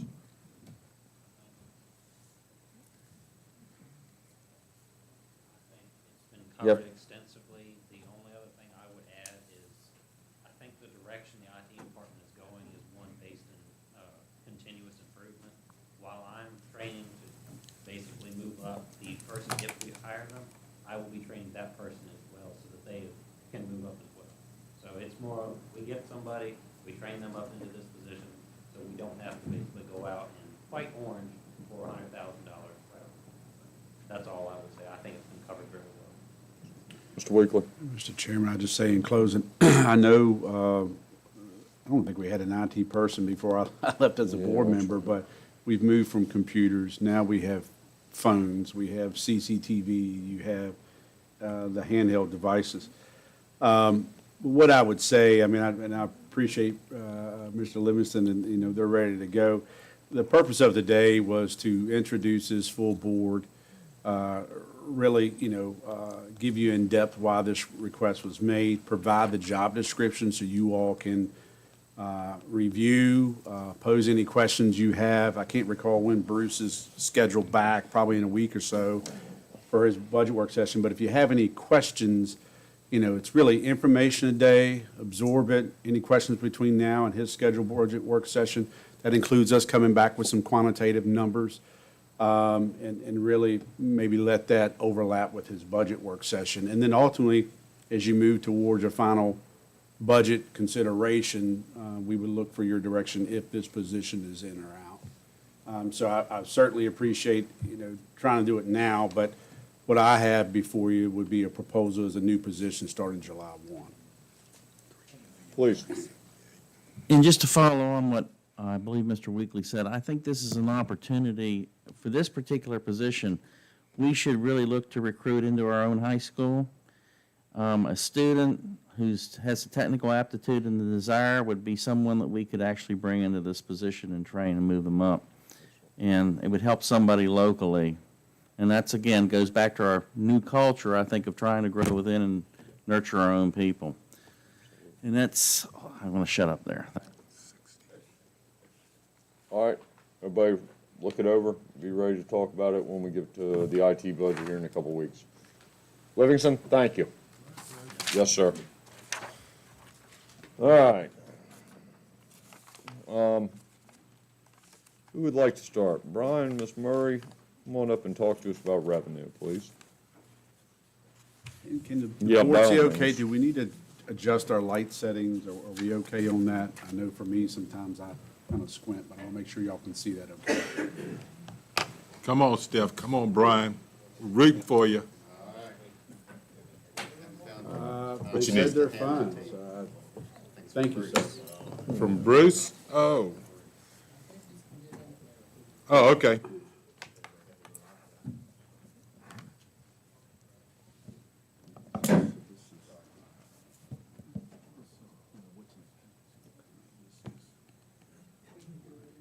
Here we go. What number do y'all want to hear first?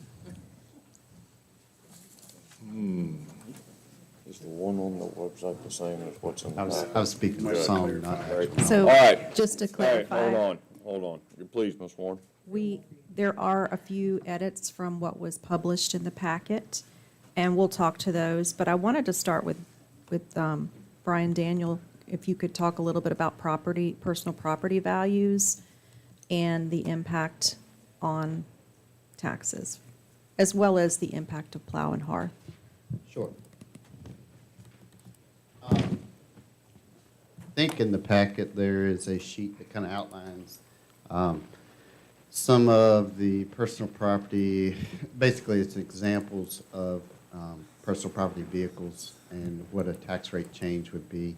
I think it's the next page, maybe, there.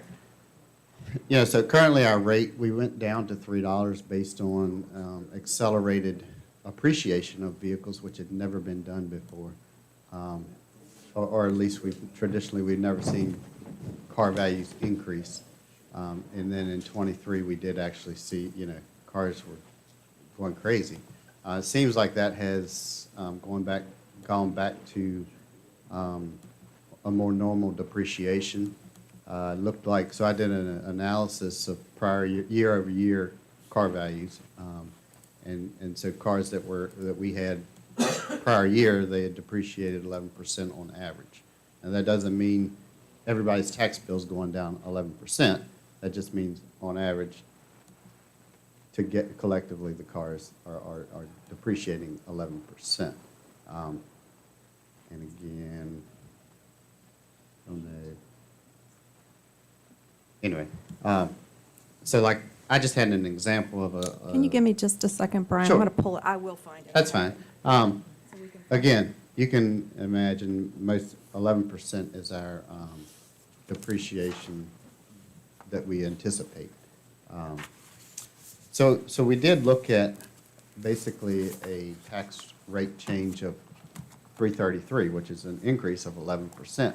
Now, that's not, that wouldn't account for any new vehicles moving in. That's just straight assumptions of year over year.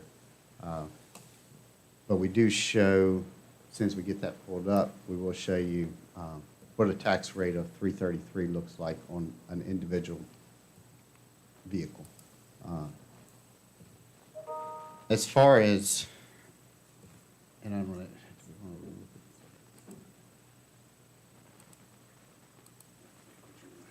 to, there we are. There it is. All right, so, you know, in the first vehicle, we have an example of a Toyota. Toyotas hold their value. In this example, it's actually increasing 1%.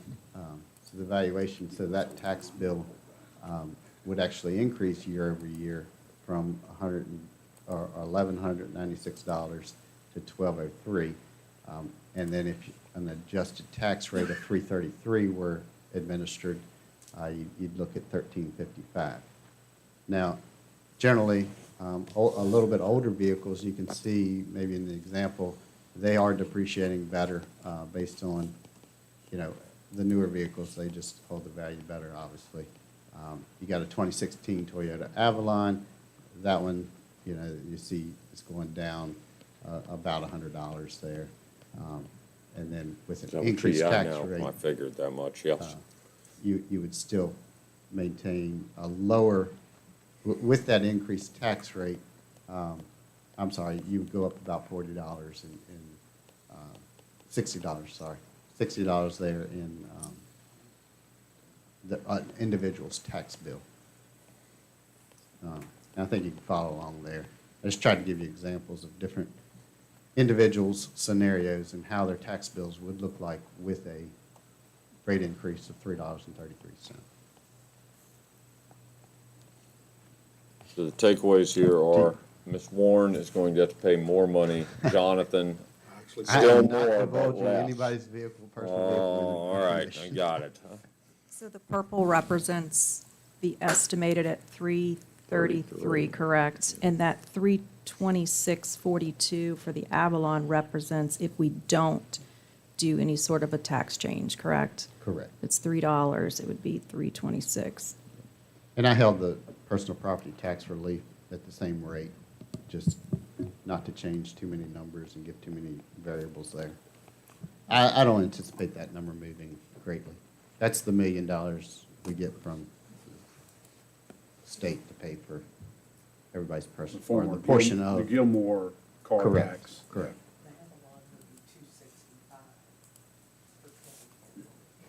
Yes, ma'am. Correct, at $3. Yes, ma'am.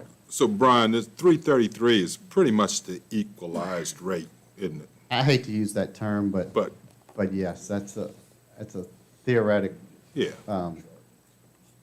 value to generate the same revenue year over year, not accounting for move-ins.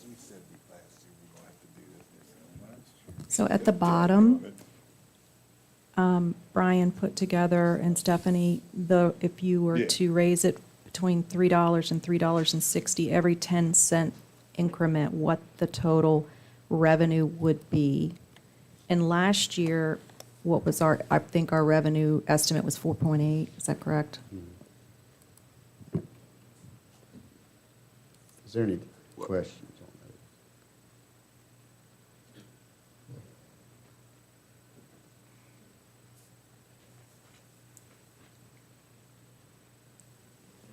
We have approximately 200 new vehicles that move in each year. $500,000. 200. Yep. You know, again, so that's not a great deal of additional vehicle revenue, but in addition to trailer, we have some trailers and other items that would move in as well, but 200 is just a good round number, assume. Ms. Warren? So I was actually wrong. In FY '23, we brought in roughly, $5.6 million, and that was because of the inflated value Correct. of vehicles.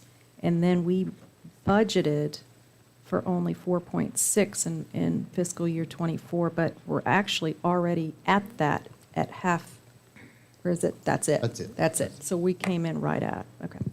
Well, we are, but the personal property, when we switched to the new software Avinity, it used to be that personal property, when it went delinquent, when it went past the due date, when we were in our old system, it would begin hitting the delinquent account code.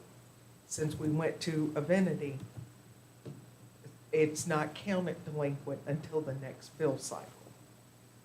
So that's why if you look at the delinquent amount for personal property, for the actuals, and that is a lot lower than what we saw in fiscal year '22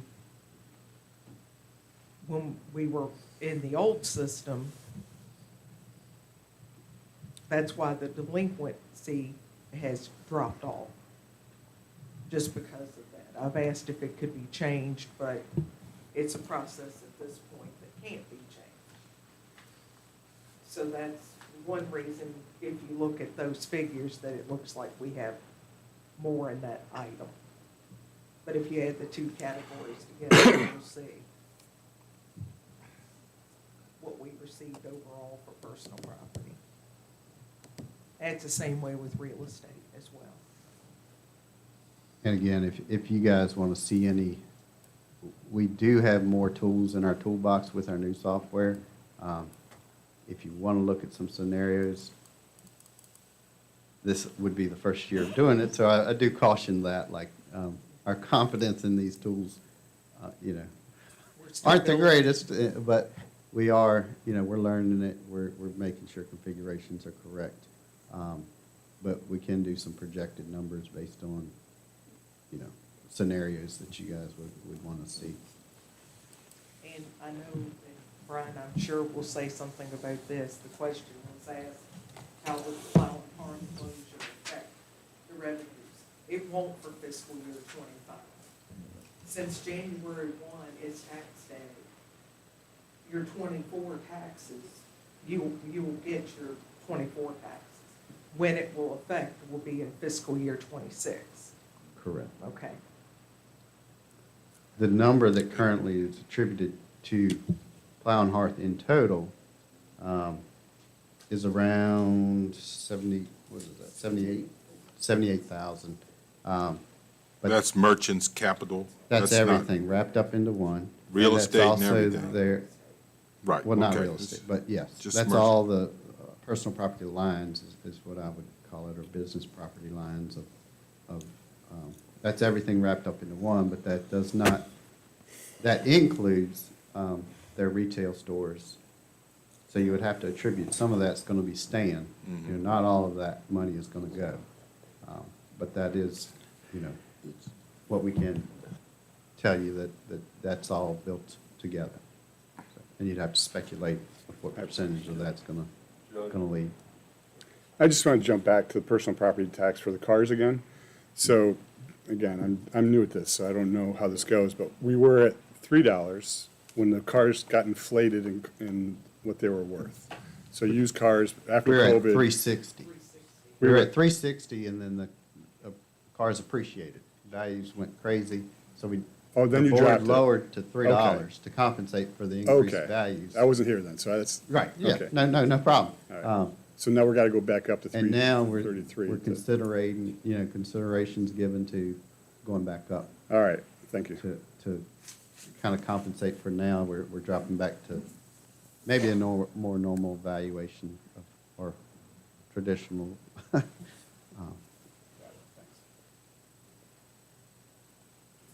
Jonathan? And I just want to clarify, because depending on what article you read or news station on, that's been publishing lately, the retail stores are not going away. It was the call center catalog off of Wolftown Hood Road. Headlines say retail is closing, and in the same story, New NBC has retail, you know, staying open, but the headline says closing, so. And box in, box out at this time is keeping their operation inside of the Wolftown Hood Road facility, which represents about half usage of that building. So I just want to put that there on the public record, because some people, you know, you look online, they're thinking everything's closing. That is not accurate. We are sad to hear of those 107 jobs. I just want to clear the record of what is closing and what's remaining open. And I think of that 78K, you know, you can grab an assumption of it, because it is all together, whether you want to say that's a 50% loss of that number, but it's definitely an aggregate number that Mr. Daniel just gave you.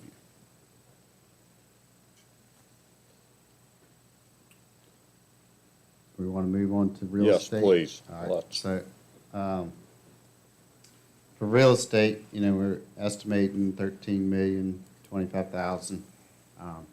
Again, that's just organic growth. We will have the reassessment. However, the reassessment, you have to equalize the rate, or considering no rate change, which has to be done first.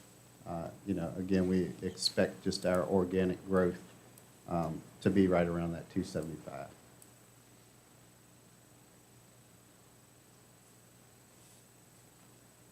So that would be new construction or yeah, generally just new construction is what that is attributed to. And we don't typically pick up the 275, however, we felt comfortable, we felt like looking at the numbers, we were probably a little conservative the prior year, so it's new construction, I don't want to get that misrepresented. We felt like we've been, had been, you know, we could merge our way a little bit less conservatively. I think new construction is closer to about 200,000. It depends, obviously that depends, and you can't predict how much new construction is going to go.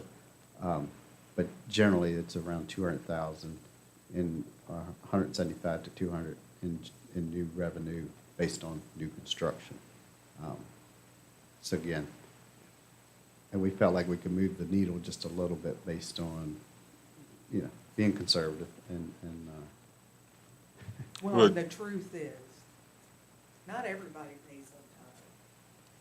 Okay, so we will get some that's paying a year or so behind. So that's gonna hit a delinquent code. We'll eventually get it, but we can't bank on getting 100% of what the assessment's gonna be. if we start doing that, we could end up in a jam. Any questions on real estate? Well, I mean, so you can reach across the other side of the building down there and get the building and zoning guys to say how many, what's the value of your building permits, or does that? There's not always a direct correlation to what somebody reports and Ah. what's in actual. Assessment. Assessment. They don't always equate. So when we don't have assessors going out like we have now, and you were saying they're hitting all the new stuff first. We do that every year. So we send out an assessor every to hit the year. new stuff, Right, okay. to got get the it. new stuff. All right. We just don't do the full Full general blown. reassessment. I got you. Every year. It just coincides this year. Mr. Daniels, I have a question. And this regards the logistics of the reassessment process that's currently underway. When the board sets its real estate tax rate for the FY25 budget, when are the new assessments going to be effective, which are certainly going to be significantly higher than where we are now? Right. So they would be January 1 of '25. So So that first half billing will hit the FY25 budget. If you were to assume a rate increase at that time, then possibly you could consider additional revenue. What we assumed, no rate increase. You have to equalize that rate to the prior, to Right. generate the same revenue within 1% by state statute Step, of the prior so year. step one. So the Board of Supervisors would have to make that adjustment at what time? April of next year. So Well- when you set the rate,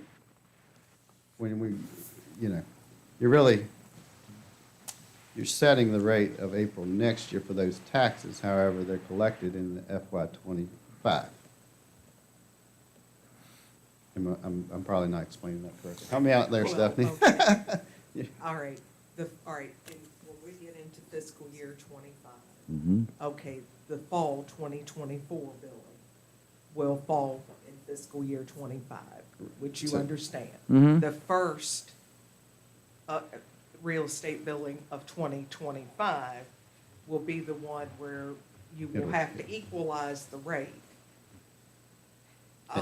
As far as whether you will amend the budget to reflect that revenue, that's gonna be up to the board whether they want to do that. I mean, we would collect it and it would show a surplus, of course, but there again, it would be up to the board if they want to amend that real estate number, if it's more than a 1%. Right. The only way to compensate for an additional revenue from that general reassessment, which, like you said, the value is definitely going to go up, probably 30%. But the only way to compensate for that in this budget, which the half of that money will hit in this budget, would be to assume a rate increase. Yeah, you can equalize and then increase a rate.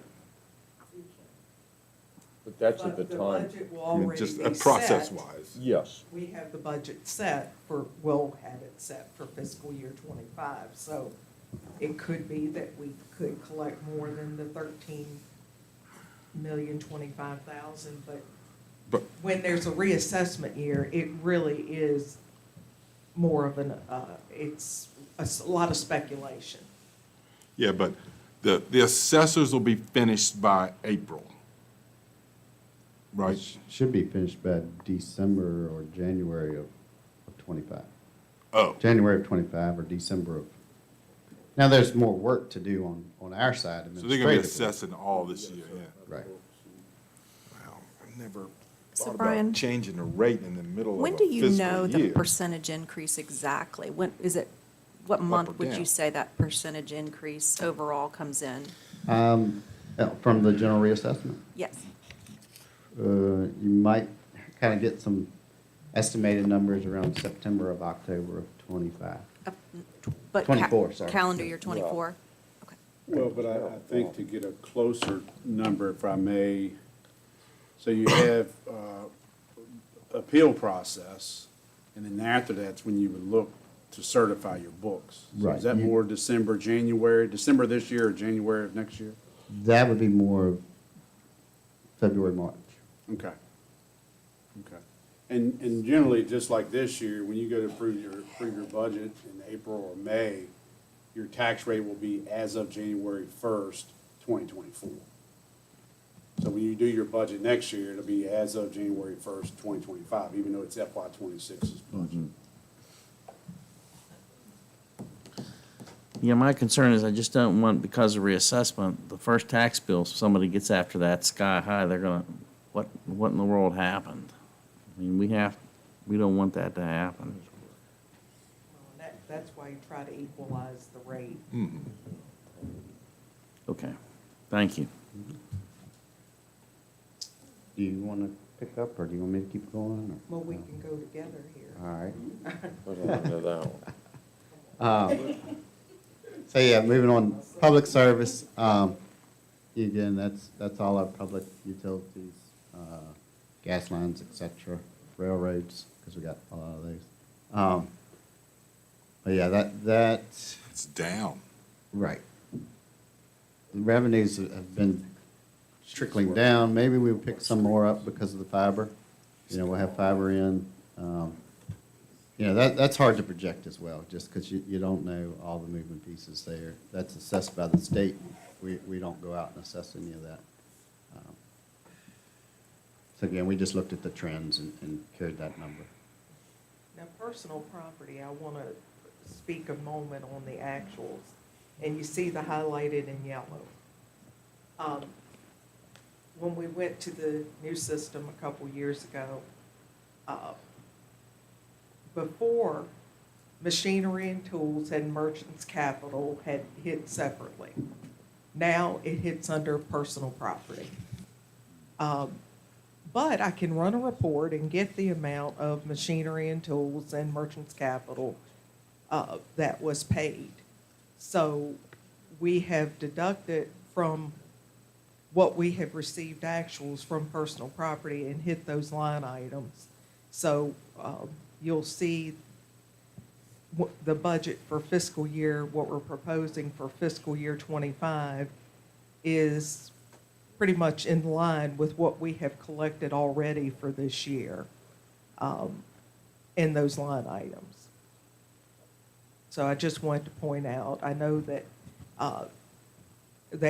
for the fiscal year '23 actuals, it had zeros there, but it really shouldn't have, because we are able to run a report to get those figures. Ultimately, it is all personal property, but if you really want to know what it is, specifics, we can do that for you. The only one, Jonathan pointed it out, and something I'm sure everybody's caught, in the FY initial revenue projections, internally, we've adjusted to the 333 equalized rate. It would behoove us to go back to $3 without the assertion being made yet that we are going to change. Does that seem reasonable to everybody? That's fair, and as you see, we had it at 4.8.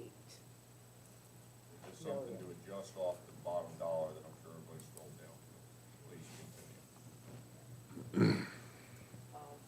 Local sales tax, that report, I'm gonna skip over some of these when there's, that are not significant changes. The local sales tax will get a report from the state, or rather Jonathan will, for their fiscal year '25 estimate, and that usually comes in March. So, we're just plugging in the number, this number for now. That may change. Restaurant food taxes, we did up $60,000, the fiscal year '25 budget, just by historical data, what we've taken in thus far. Let's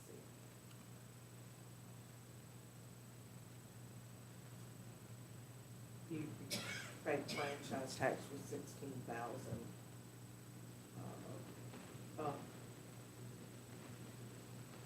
See, building and all of those permits pretty much still in the same area, no big changes there. If you wanna go down.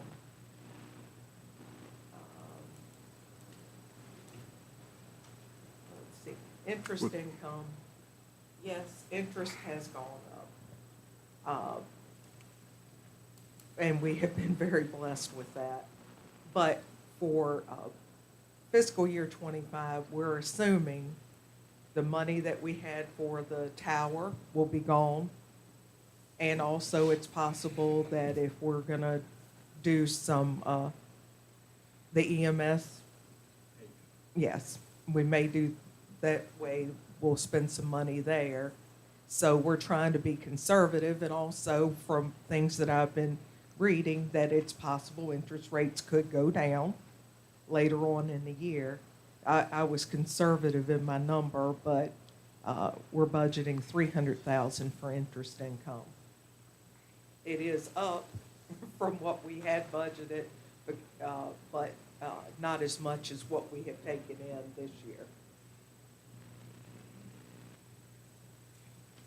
Ambulance transports, that, we raised that 50,000, because for actuals for '23 was 439, but for '22 was 393. We're gonna try to hit the 400,000 on that. Well, our demographics would support that.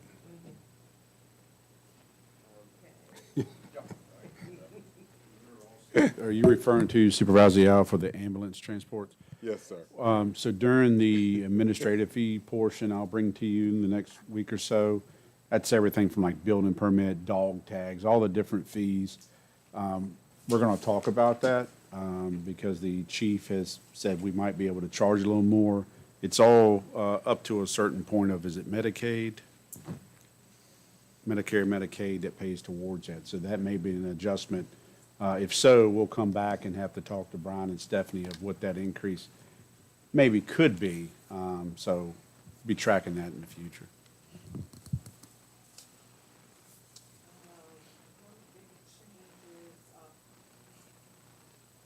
One I will tell you that surprised me, and I'll admit it, I didn't realize there were that many smokers anymore. And when we went to cigarette tax, I told Brian, I said, if we get $40,000, it's gonna surprise me. Well, guess what? It surprised me. 192,000, I think we did one year, but we are gonna drop it back a little bit because we've noticed that the numbers for our payments have trended down. So we're budgeting 180,000 for fiscal year '25. Now, the shared expense, Commonwealth Attorney, Sheriff, Commissioner, Revenue, Treasurer, and Circuit Court, those figures, and I know mine personally, we went off of the numbers that we have now. Because I don't know for sure what the state's gonna do. But at this point, those are numbers that we feel good about that we should receive. The sheriff should be getting $1,009,391. Commonwealth Attorney, $190,000. Commissioner Revenue, $135,792. Treasurer, $132,17. And the clerk, $244,005.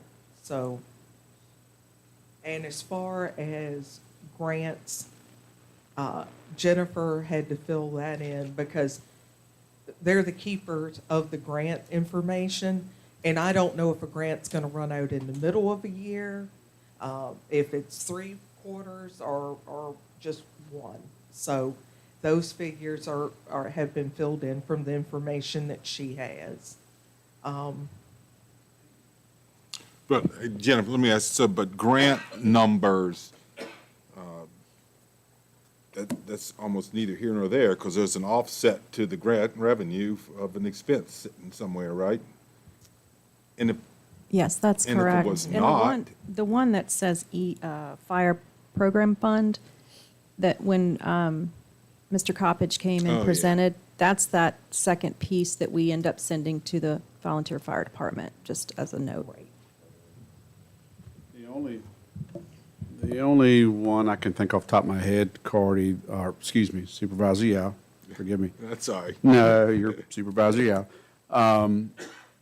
You know, some of these grants that could run out like a SRO grant, you know, usually they're given to you like in a 3 or 4 year cycle if they're new, and then they ramp down the amount of monies they give you and the county pays more. So that might be the only one that you know, if you don't get it, do you say, hey, do we not fund it, or we will fund it? But outside of that, you're correct, it could be a wash in and Yeah. out. Okay, and if you look at the bottom of the page, currently, the budget is 29,520,805 for fiscal year 25. Say that again, Steph? It's at the bottom of the page, 29,520,805. But if we take the figures back to $3 for the rate for personal property, then you're gonna need to reduce from the, from 5,328,000, you would need to take that down to $4,800,000. So you're looking at over $500,000 difference there. And since we just discussed that, I hadn't subtracted it. So Jennifer, so my spreadsheet that's in the package doesn't reflect 29,520, correct? There should only be about $25,000 difference on the one you had. Yes, that was as published opposed was to the- different, was slightly different. But what we'll do is, I have the Excel, well, Stephanie has the Excel version. She can plug in the 4,800,000 at the $3 rate, and we can put up a revised total for our, so that will truly be our baseline revenue.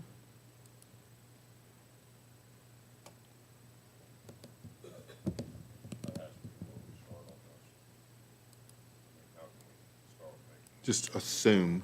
Yeah.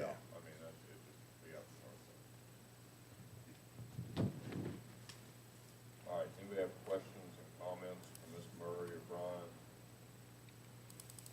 Now, I went through and put a filter on top of these things, and they hit all the ones that I was looking at. Looking at OPEB sales. Yeah.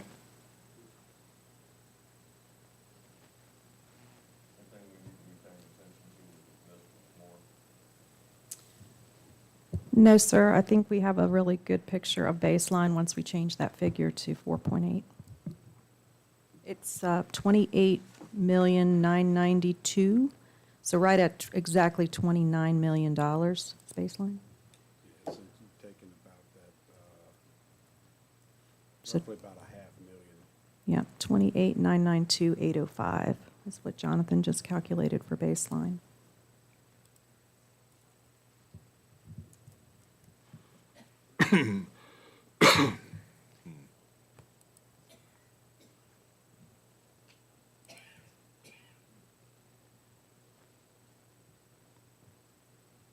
All right.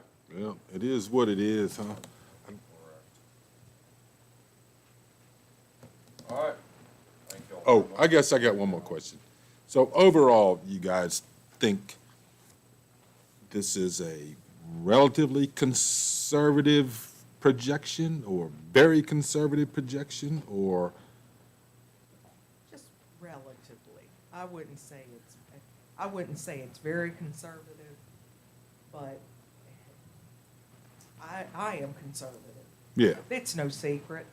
Yeah, I know. As far as that goes, I mean, I personally believe you need to be conservative with your revenues, and you need to think about everything that you can on expenditures, or you're gonna get yourself in hot water if you keep running that risk. It's the same way you do a budget for home. Yeah, And, so- you know, I look at this, I pay taxes here too. And this is serious. All right, so let me ask you this, Steph. You probably, or Brian, y'all probably know this. So like we were telling Chris earlier, you know, if a department or the school's get in trouble, we dip into the fund balance and, you know, and get it done. But what if you budget revenue and you don't come in at the revenue? You're going along and you realize we've over budgeted revenue. How does that work? Then you do supplementals, you do a revised budget, you do supplementals to move money out of fund balance into revenue? Or, Well, Yeah, it's like this, I have to say, in the time that I've been here, that ain't never happened. we haven't had. I know, I know.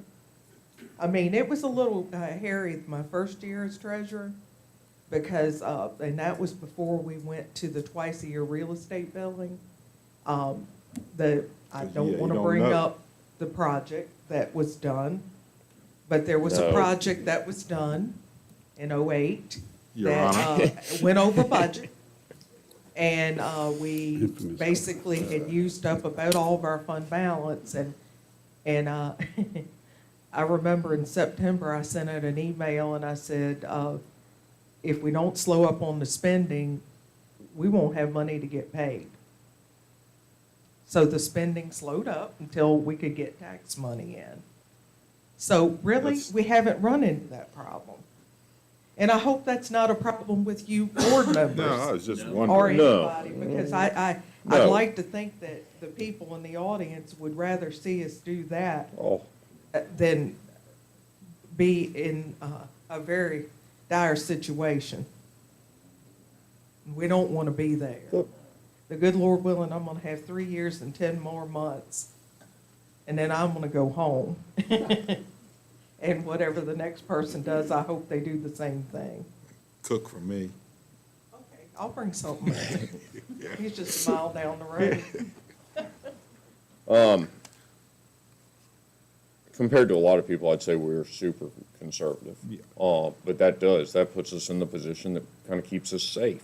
We know that we've been with the new technology, the Tyler system coming on, and Ms. Warren and Jonathan both in place, working with the Commissioner of Revenue and the Treasurer, and multiple other people. They've been honing the numbers, trying to hit it very accurate, which is a good service for the people of Madison County.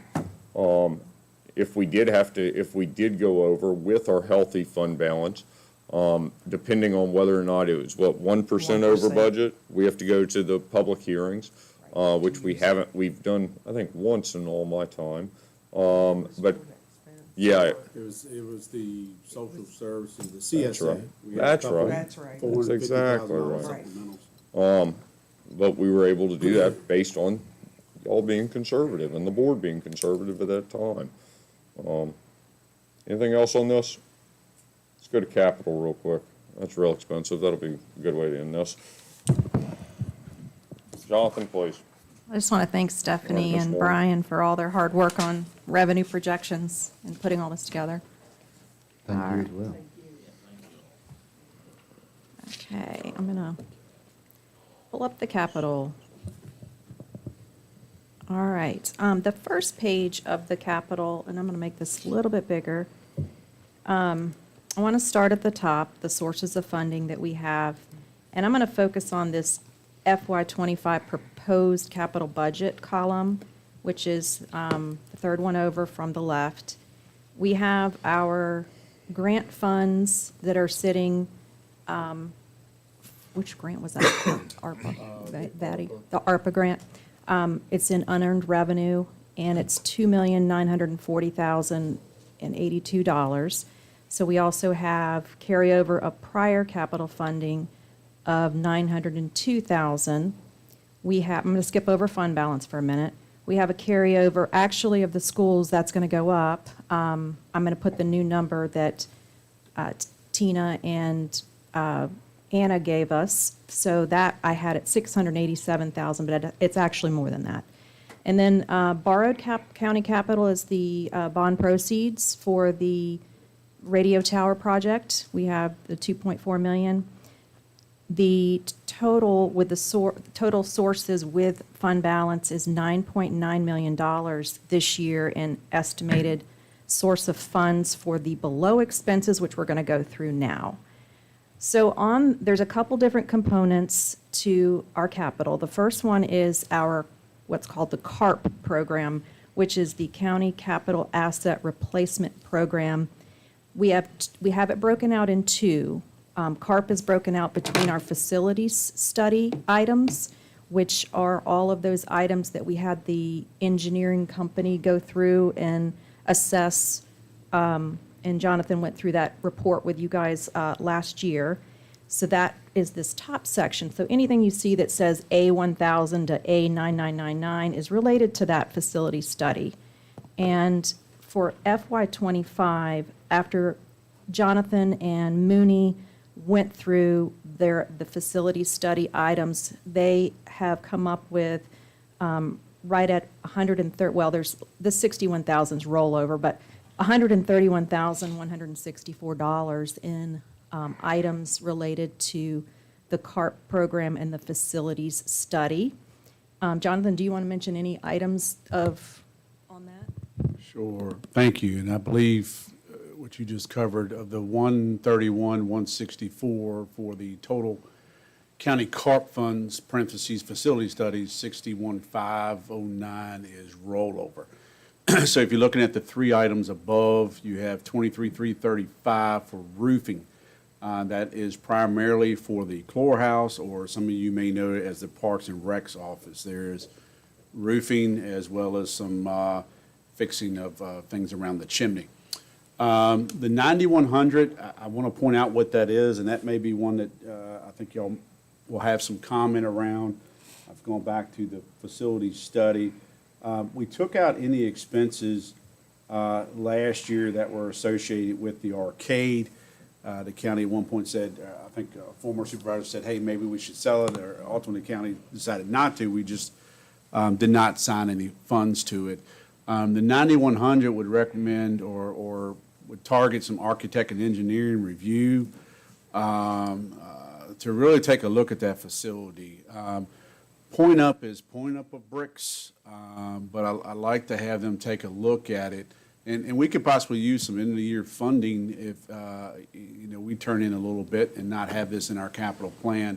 I like to get someone in there because some of those cracks you see go are not your normal in the joint cracks. They're going up through. So don't want to make a mountain out of a molehill, but it is your property. And I really like to get a better assessment of what that, if there's any major concerns there or not. And then the 37,220, that HVAC, just like last year, we targeted a building that had end of life HVAC. You did that with the animal shelter. That was complete this year. That same approach is for the Estes House, or some of you know it as the Commonwealth's Attorney's Office, as well as our facilities maintenance folks are in the basement. So that represents the HVAC portion. And then you add the 61,509 for the rollover of unassigned last year CARP, and that gets you to the 113. So I definitely recommend the roofing and the HVAC. If you want to, we can look to handle the structural replacement, and really that should be structural review would be a better term for that. We can certainly try to cover, but at some point I'd like to get some, really two areas in the arcade, and then there's a beam inside of the historical courtroom or the circuit court that I think I need an A&E firm to go look at as well. So your decision. Some of these things, certainly we get towards the end of the year, it may make better sense, and it helps your overall budget to do that. So those are the CARP, and then there's some other items below that. Jennifer's got notes we can get into, primarily fleet and some software upgrades. So any questions on the facilities portion? Let's keep moving. And on the right, we've projected out FY 26, 27, 28, and 29. So everything to the right in this kind of a yellow-brown color is based on the facility study going out those 5 years. So the total is now right at 1.9 million that's in the facility study for the CARP program. And all of that is in your packet, the CARP items, and you can look at those at your leisure, and we can talk to them if you'd like. The next section, the A6000 and A7000, is also CARP, but it's non-facility related CARP, so that's why I always put that in a separate section. Some of these are related to, obviously, actually all of these are related to department requests. So we have vehicle equipment breakdown by department. So here's the request. On the vehicle and equipment line item, which totals the $889,000, we have the ambulance, the $467,000 ambulance. This is all EMS, and then they have the ventilators for $11,000. On the sheriff's side, we have 5 vehicle replacements, $275,000 total. That's $55,000 a vehicle. They have their Axon item, which is related to body cameras. Yeah, that system, we're in a contract for that. It's $57,000 in FY25. And then they have a request for a CAD server at $8,500. County administration, we have a need for a vehicle, and it's related to emergency management. Correct. Our deputy county administrator is also your deputy county emergency management coordinator. And then EOC 911 is $85,000 for a recorder. In the Commissioner of the Revenue's office, there's a replacement for their camera software that's coming up. Brian, do you want to mention what happened to the current camera software, or what's happening there? They call it sunsetting it, but I say they're ripping it out from me and killing it. But, yeah, the older AS400 system's going away, and we have to find a replacement. Okay. Parks and Rec, I did add the mower and the ADA walkway, the $27K for the mower and $25K for the walkway. So this $1.14 million section is related to all of those items that I just mentioned. Can we, Jennifer, I'm going to ask this, can we, if it's rollover unassigned, I'm saying this out loud, is there a way to reduce one of those other items by 61,509? It's actually in specific departments' capital budgets, so they do roll over. We could, but the board would have to do that. Okay. So, If I may, real quick, on the ambulance, I want to be clear, and during, probably we'll do it during EMS's, EMS's budget work session that they have scheduled with you. That 67,000, that is funding the ambulance you signed the contract for already. That had a 32-month lead time. So that could come earlier. It could come 24 months, 28 months. So while you ordered it last year, we thought it'd be responsible to actually put the money in this cycle. We will ask the board to approve another purchase of the ambulance since there is such a long lead time. And that would be actually, we would come to you in FY26 budget to fund that. So a little bit, somewhat maybe confusing, but we had a discussion too, if you may. We had Chief Hillstrom here. Do you want to order 2 ambulances now or 1? We wanted to stage, or you all wanted to stage our fleet, and that's why we did it. So we want to make sure that we have funds ready. If for some reason the factory gets it out to us early, that is there. And then the 5 deputy vehicles at 55 apiece. The 85 number, I want to be clear too, for the deputy county administrator, again, that's emergency management function. So the vehicle that they had when they were the director of emergency 911 went with the new director of 911. So this is a pickup truck. It's around about $60,000, and the rest of that is what they call the outfitting. There's all these different boards and areas of things that, if many of you went up to the Quaker One wildfire and saw, and those 2 other vehicles, that gets outfitted for that purpose, as well as Mr. Gordon has radio technician and management and repair in his job title when it comes to the radio system, so it allows for tools and pieces for that. So it's a dual purpose, but a new vehicle based on a new position. Preliminary talks with the sheriff look like we can go from 5 down to 3 new and 1 used. So that should bring that down from 275 to somewhere right around 200.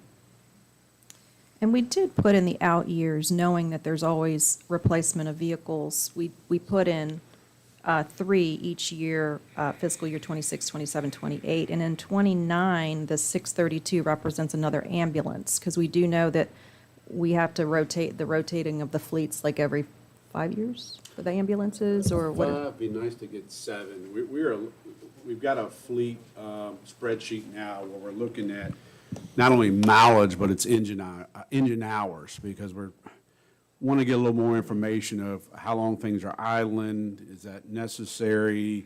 Because that can shorten life as well. So we are analyzing that. And just be clear, that number may adjust some in that 5-year outlook, because we just talked about ordering an ambulance. So if you were to order one, that number could actually shift sooner in your plan. And then 165, as Jennifer mentioned, that could go up each year based on the number of vehicles they were requesting and you want to fund. But the current number they gave us for the FY25 is total turnkey. That would include outfitting of a deputy's vehicle, is $55K. So that is something that the board just needs to give us direction. If it's 3 new and 1 used, I'll ask the sheriff, hey, what is that number? And we'll go back and revise that number that's reflected in the 889,645. Any other questions on the non-facility study CARP items? The next section, Fund 1336, is the County Capital Improvement Projects Fund. And in this fund, we've got, you see the Cs, is what those start with. We have the Public Safety Radio System, which is the bond proceeds are paying for that. We have the broadband project, which we have the ARPA grant for.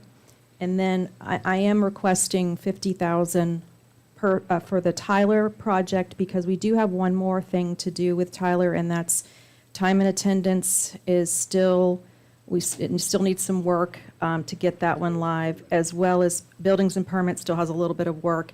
And then advanced scheduling is a tool that Tyler has that EMS would really benefit from. And if we implement the advanced scheduling for EMS, it would administratively take a lot of burdens off of their team, that how they have to schedule things, and it could help bring down overtime costs, because it's going to help with the scheduling to make sure it's done right. So the $50,000 is what I project next year to spend for those items with Tyler. The county reassessment, we put aside $50,000 every year, because we know that is happens every 5 years. The EMS station, we have some rollover from last year and or this year to next year, and it's $788,000. At this point in time is the renovation estimate. However, I have a note here that says the the estimate could reach $1 million. So if I may speak to that real quick, the update I got from the A&E firm is that bid will go out in March. You'll have the time period. Usually we give 30 days at a minimum, usually 30 to 45, but 30 is our policy, our minimum. So you'll get those back in April, and the board will be given that information, and then hopefully you'll get a notice to proceed, or you will authorize a notice to proceed to whomever, and then at that time we would have to make funding decisions. But it could go to that million. We don't know yet until the actual bids come in. That's why we have the 788. We just wanted to make a footnote over there, just to kind of, provide caution. And then the Outdoor Recreation Center is another one that's got about the same timeline on being bid and received. The 700, the reason why they're not asking for right near $1 million is because part of that original Phase 1 number had engineering in it. You already approved $212,000 last year. So now that leaves a remaining request from Parks and Rec. If you wanted to fund what is known as Phase 1, that's the earthwork and getting utilities, then that number is $700,000. And the out years on the public safety radio system, those $300,000, those are actually maintenance costs that we're obligated to each year, and it's estimated to be high 200s, close to 300,000 per year. So that's why we have that in there. And the county reassessment, we keep 50,000 per year in. And on the outdoor recreation center, I wanted to just put in here from the estimate that Parks and Rec received, not that the county is going to fund all this, but just what the cost really looks like, because they do have donors coming in. But if you want to see the cost estimate for outdoor recreation center, it's the $3.4 million right now. And the current commitment, obviously, if you approve it, would only be the $700,000. Any questions on CIP? For county side. The next, I went to the school's CIP, or excuse me, CARP next, their capital asset replacement program, and the $1.7 million is in here, which was their request for this year. I will adjust this rollover number to reflect the accurate now that I have that information. But their out years, I've also put in here fiscal year 26, 7, 8, and 9 from their study, which equals the $11.1 million on CARP. And I have in the packet the full list of CARP items for that 5-year period for the schools, and I can bring that up if you'd like. But this is what their numbers are for fiscal year 25, 26, 27, 28, and 29 in their specific facility study. And then we don't have any CIP projects for the school. This was just a little bit of leftover from, I think it was the primary school. So any questions on the school's capital asset replacement program at this time?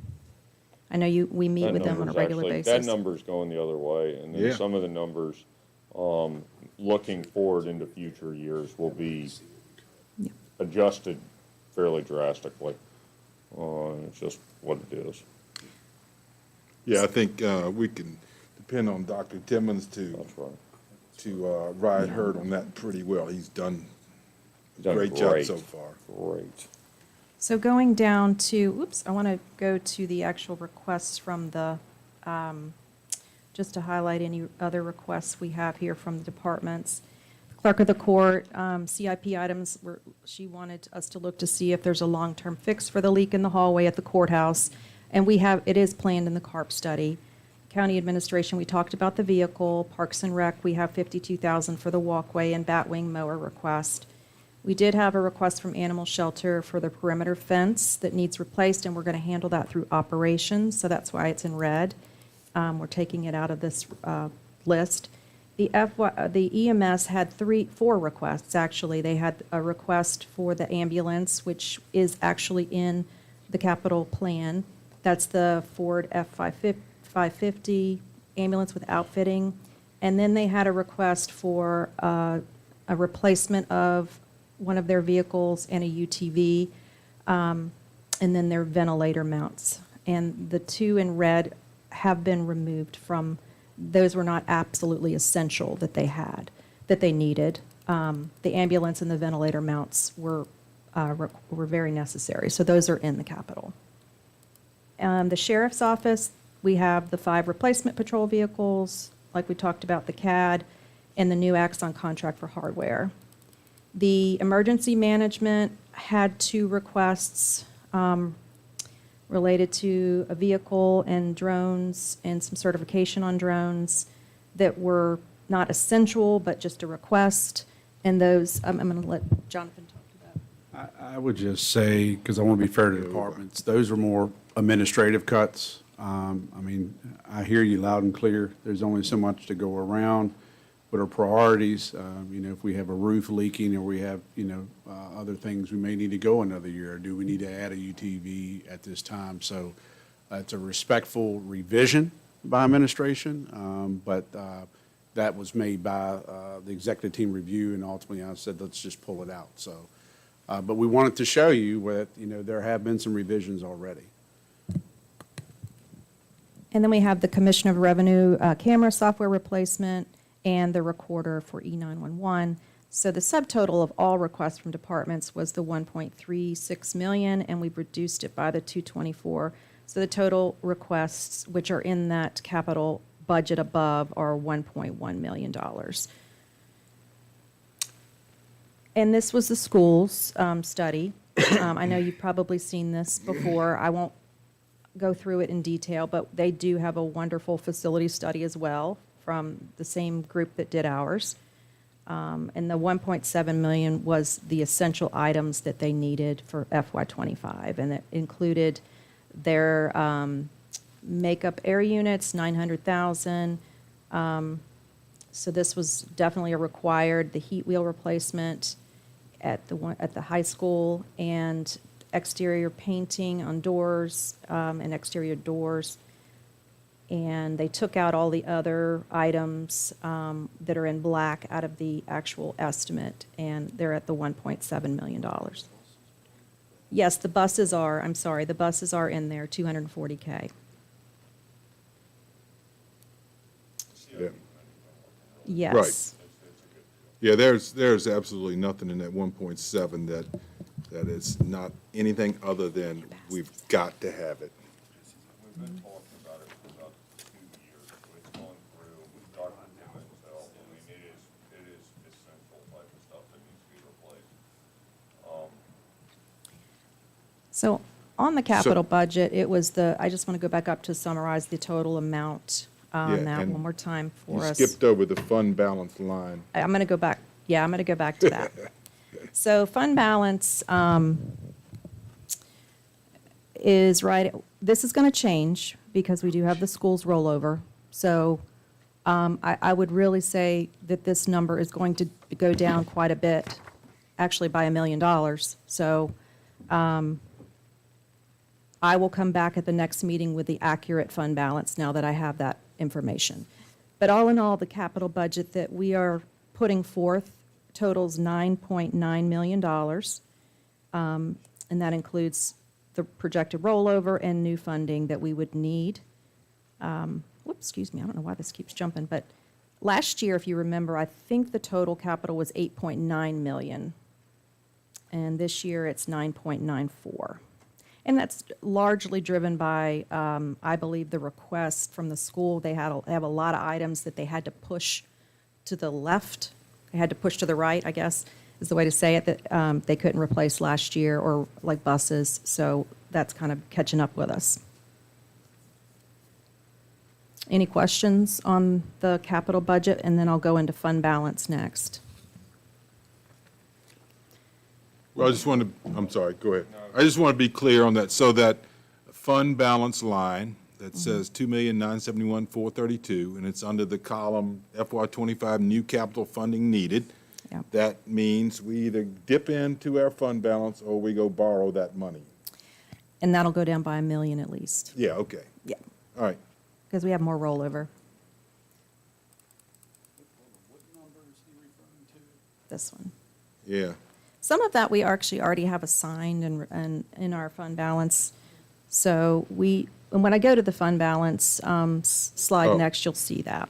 Okay. I thought this one, I should know, is C-2002, and that's for the radio projects and forward funds. Is that in the restricted general fund currently for 2.438? You talking about the 2762? No, it's, no, oh, excuse me. I'm looking at this current fiscal year, excuse me. I apologize. But that would be in restricted fund balance, correct? Yeah, when we get to that, we've got a breakdown of, it's actually assigned. No, it is restricted. It's the That's what unspent I'm- bond sorry. proceeds. That's what- That's in restricted. Yes, ma'am. Thank you. Okay, so what I had Jonathan pass out, I wanted to talk a little bit about FY23. We did get a draft of the audit report, and should be finalized soon. One thing I want to note about FY23 was we had a fund balance, a return to fund balance of $2.2 million, which is huge. But I wanted to share, I put a one-page summary together, which I don't have up on the screen. If anybody wants a copy, we have it. I wanted to show you the breakdown on this first page of why we took in an extra $2.2 million that went to fund balance. On the real property, I did the main ones, the main categories and revenues that we received a lot more revenues than we projected. Real property was roughly 212,000 of that 2.2. Personal property was 717,000 higher than what we projected. And I believe that's, values, a lot of the value in construction as well. And we were still at 360. Is that right? Huh? Yes, because that would be fiscal year Yeah. '23. So we were, 3 is for FY '24, 360. see, 360 would have been FY '23. This is really looking at FY '23. Just one, I believe. We only had $3 one year. We did? Okay. Wow. Where was I? We can look back at that, but Whatever. the Okay. local sales tax came in higher, 411,000. Interest income, as we know, because we didn't, the project hasn't gone as quick as we thought it would. We had a huge amount of interest income, 600,000 higher than budget. Proceeds from real estate sale, $250,000 came in from the proceeds of the real estate. Which building was that? Thrift Road. And then we had LATCF funds, federal funds that came in on a grant. So when I looked at FY '23 unspent department expense budgets, we did pretty well on expenses as far as our budget. We only had left over about $154,000. So that's not, it's pretty tight. So all in all, if you look at what rolled from FY '23 closing of the year into fund balance, that $2.24 million was largely due to these revenue items, which isn't a bad thing because of what we have coming up in front of us. And then I wanted to put a note on what the county fund balance is at FY '23 at the end. So the next section is the fund balance total, which actually is on the screen here. And I'll make this a little smaller to try to get the. So the far right column shows at the end of fiscal year '23, the county's restricted fund balance, which largely is the unspent bond proceeds, is $2.7 million.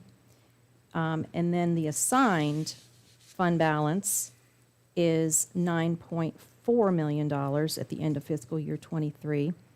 And unassigned is $14 million, and it jumped up from that $11 million to $14 largely because of that 2.2 coming back in. So that's the big driver on the increase to unassigned. Fund balance total for the county went from $24 million to 26.3 or 4. Any questions on the amount of fund balance at the end of FY '23? Now, we haven't projected FY '24, how that's going to end just yet. I'm working on that next because we are currently in FY '24. So the next, I can project that out now that we've gotten enough months done in the year of actuals. I did put on this sheet also for you the schools fund balance because that was in the audit report. So that's on this sheet, not what's up on the screen. The schools fund balance with their restricted and committed, they have a fund balance of $2.28 million. I'm not quite sure. I guess I now know what the $1,096,000 is because that's what is offsetting that 1.7 capital request. But on the restricted, I think I need to dig into that more, or maybe that's gone away in FY '24. So I will talk to them. Maybe that went back in '24. They had those school construction funds. I don't know. That'll be a good team. Yeah, I'll ask Tina about that. But at the end of '23, FY '23, which is closed, they were at $2.28 million on fund balance, and we were at 26.3. So healthy fund balance And that extra 2 million that rolled in is going to be very useful, I believe, for some of the upcoming challenges that we face with some of the capital items that we're going to need to buy, like ambulances and things like that. So I did want to paint at least a positive picture that we have extra fund balance unassigned that will help this year while we do the budget. I did also want to give you a status on FY '24. So the bottom of this sheet that I handed out gives you how we're tracking for FY '24 in the general fund. And this is a status through period 7. For real property, we were at 62.5% collection rate at the 58.4% year-to-date mark, and that's the same as last year, how we tracked last year this time. Personal property, we are at 92.5% collection rate. Last year this time, we were at 103% collection rate. And again, this is just through January. Interest income, which is definitely tracking higher again. We're already up an extra $400,000 in interest income in FY '24 through period 7. Proceeds from real estate sale, we had the sale, the $25,000 sale recently. Krieglersville, thank you. And then proceeds, a sheeted property, which I believe are the auctions that we have.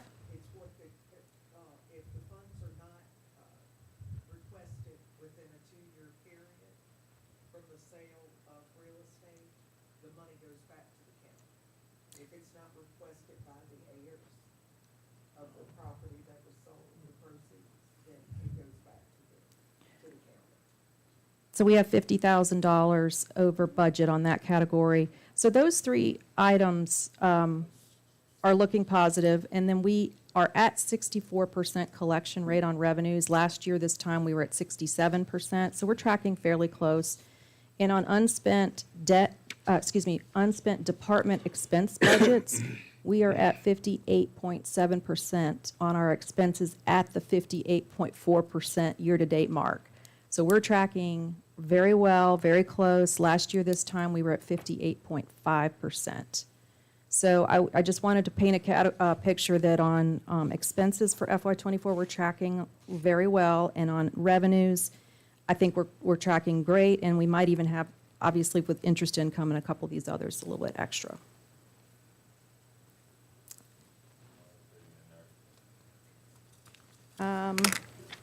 That's all I had, unless you have any questions for me on fund balance. I really just wanted to show you the fund balance at the end of FY '23 and the current capital budget draft.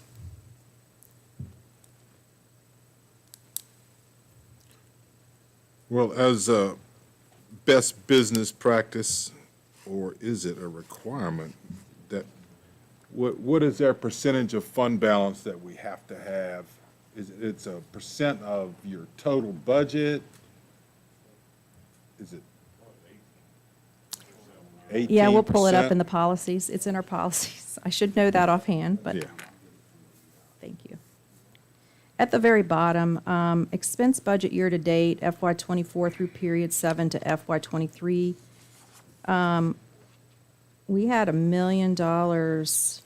We have $1 million more is in budget. In actuals, it's not that much, $661,000 in actual expense. But so you can see that we're still tracking at roughly the 58% mark for both years, this time for both years. As far as what we budgeted extra through the first 7 months of last year, I can look back at that and give you an answer. But I don't recall what that is, that we had a big budget item in the first 7 months in FY '23. But the good news is we're tracking the same to budget. Any questions? This is going to change slightly, and I'll bring back a new capital budget with the rollover from the schools that has the accurate amount. But that's really the only main change that'll happen to this capital budget draft for you.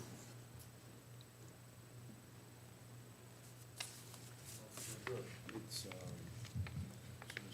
permanent reserve rainy day that he's referring Yeah, so additional 4% should be available for cash liquidity purposes, resulting in a total target amount of 18% of the general fund budget, including the school board's operating budget, less transfers from the general fund. Yep, no less than 14. A rainy day fund, unassigned general fund balance at the close of each fiscal year should be equal to or not less than 14% of the county's total general fund budget, including the school's budget, operating budget, less transfers. So I think it's also important to put out, if you get below, So- you got 2 years to restore that minimum, or. Yeah, something like, I was gonna Over say, it, could you you can- turn that got into a a couple dollar years to take it number down. for me? I can do that. That's. I'll do that okay. for the next meeting. Okay. That'd be Yeah, good to know. Give us, I'd like to have the formula or the reference of where it is in our financial policies and Absolutely. the dollar amount, Absolutely, I can do that for the next meeting. so I can sleep. And we'll have to look too to see if our debt stabilization. Yes. We'll have to look to see if our debt stabilization and Yeah. joint services stabilization policy is That's- part of that or not. Yep.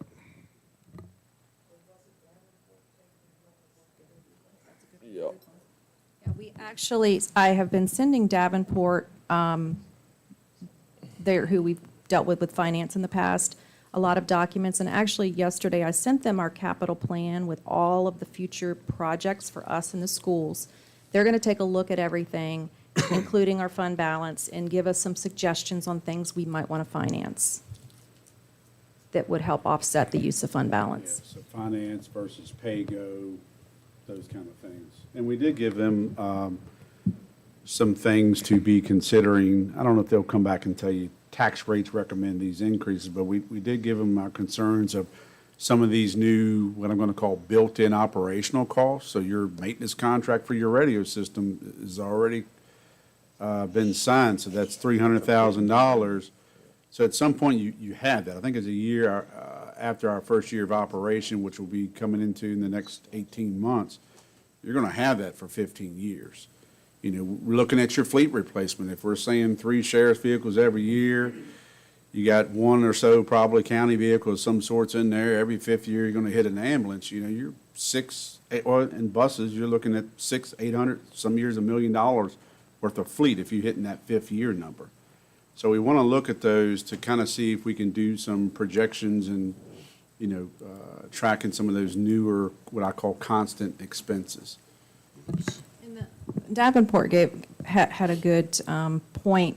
We're in a great position that we could, with the amount of interest we could earn, help offset the payments on our debt.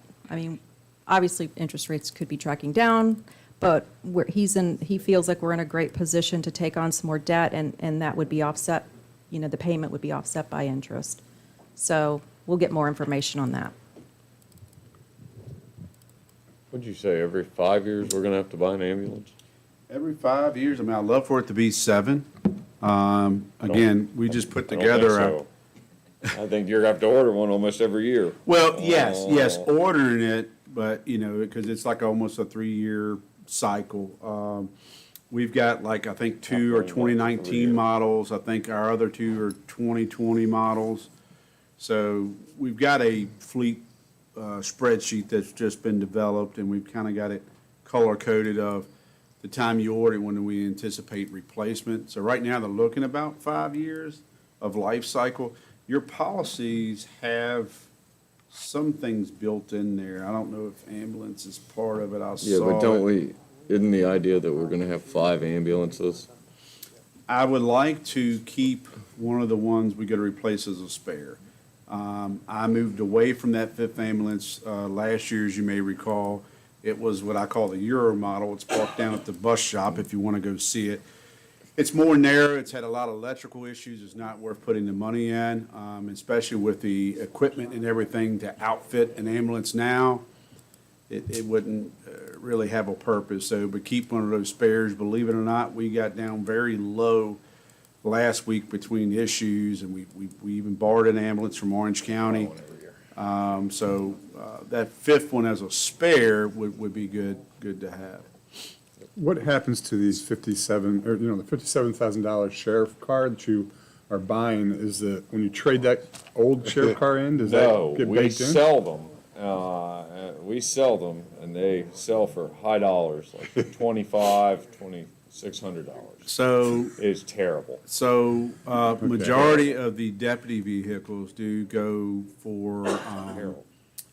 gov bids, if you will. People can Okay. bid on these things, and usually between school vehicles, and thank you, Mr. Wingate, for allowing us to use the lot over there. You'll see Parks and Rec vehicles, county vehicles, school vehicles. They are put out on gov deals. I know who we use, or we go through, I think there's an auction service, and I think one year we got like $14,000, so there's nothing to write home A about. lot that year. There may be other vehicles, like the investigator vehicle or the sheriff's vehicles, that do get traded in. At the end of the day, it's not bringing you $20,000 or $30,000 trade-in, but there are occasional times we do trade in. When that money goes back into the general fund or whatever, and it's not that much. There is a caveat to that. It depends on what year and how hard the Parks and Rec has been on their vehicles, because they like kind of older vehicles that have potential for more use. Yeah, exactly. The dairy farmer coming out in Jerry's really paying off for us. And I'd just like to mention, when we're on our mind about fund balance policy and all, we'll send out just the whole policy all to look at. I mean, we can put a couple bullet points in our email saying, hey, look at this page. But your overall operating budget, we are required to do 1% of that for contingency. So just when you see that contingency number, like, did y'all pick that number out of there? No, it's 1% of your proposed operating budget. That's all? Oh, my gosh. Yeah. Oh.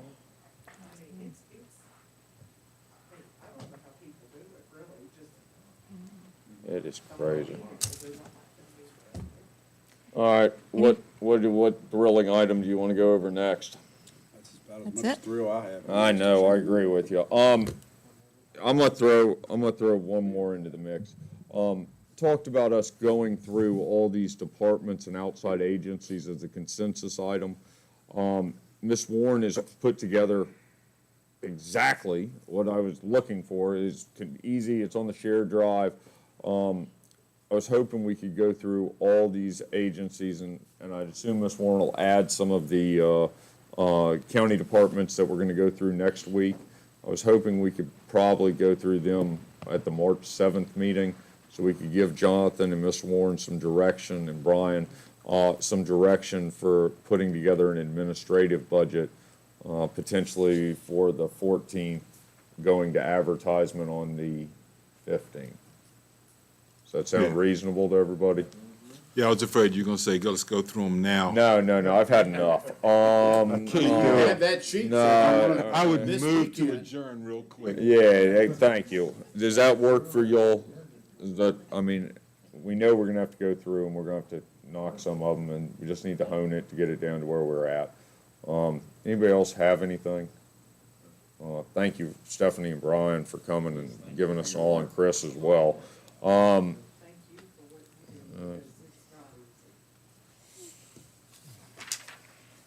It's a bunch of fun. Anybody else have anything? Public comment? Any public comment? Has anybody watched us at all? Kim's got something. All right, Mr. Stevens, come on, give him a microphone or something.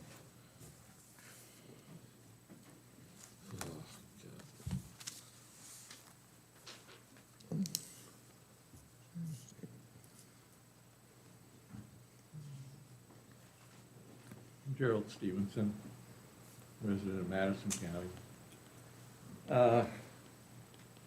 School Board, Madison County Public Schools. Looking at what was some of the cost drivers, increase the budget. Utilities and contract services, and I didn't see any questions asked on that. And I know you get into utilities, the water and sewage, it's RSA. They're the predominant user, the schools. And has that gone up? And is anybody really asking the question why? Are there other contracted services? What are they besides RSA? The electric, I don't know that we can do much with that, but if we've got contracted services and they're going up, are we going back and trying to get competition on some of these? And I can tell you, you can bring the cost down if you get some competition.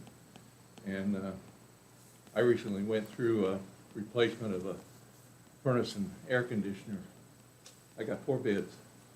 They were all over the park. And the contractor that I least expected to come in the lowest came in the lowest. And then I held back. He come in and said, well, we can lower it another $750. Pretty good. And it was Michaels and Sons. And it wasn't here, it was up in Northern Virginia, which is, I hate to tell you what the taxes are on the property I got up there. A lot more than they are here, but you need to look at competition, getting competition. And it doesn't have to be that much. If you know what your requirement is, ask them to give you some estimates and try to keep it apples to apples.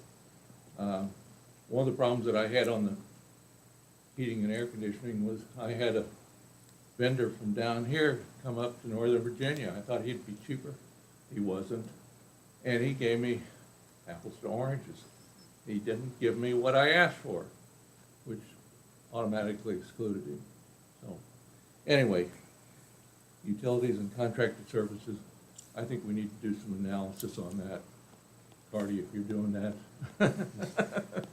So, I'll get Chris to help. how many hours are for substitute teachers? Did we really get a feel for that? And I noticed you want to go from $14 an hour to $16 an hour. And is that a straight fee, or I'm interested in the fringes? I'm a fringe guy too. Are we adding fringes onto that, or is that straight an hourly rate? I think that's just an hourly rate. And what's the basis for the 14 to 16? Maybe it should be 15. But I don't know what the number of hours we're talking about, so I don't know how significant it'd be. Bus drivers, we never got into that. We've got people driving buses. Is it possible to get the teachers, encourage them to give a small stipend to also drive the bus?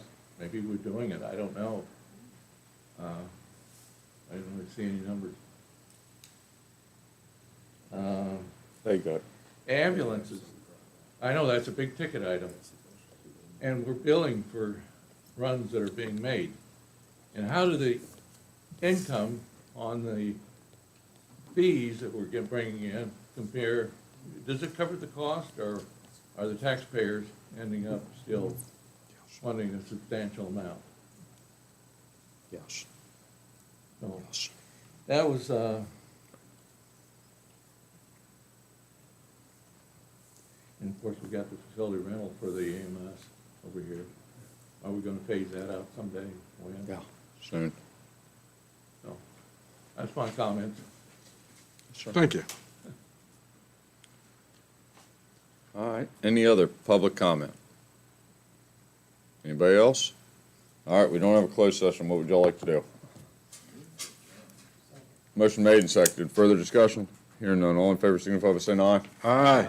Opposed, same sign, thank you all. This conference is no longer being recorded. Hey, gang.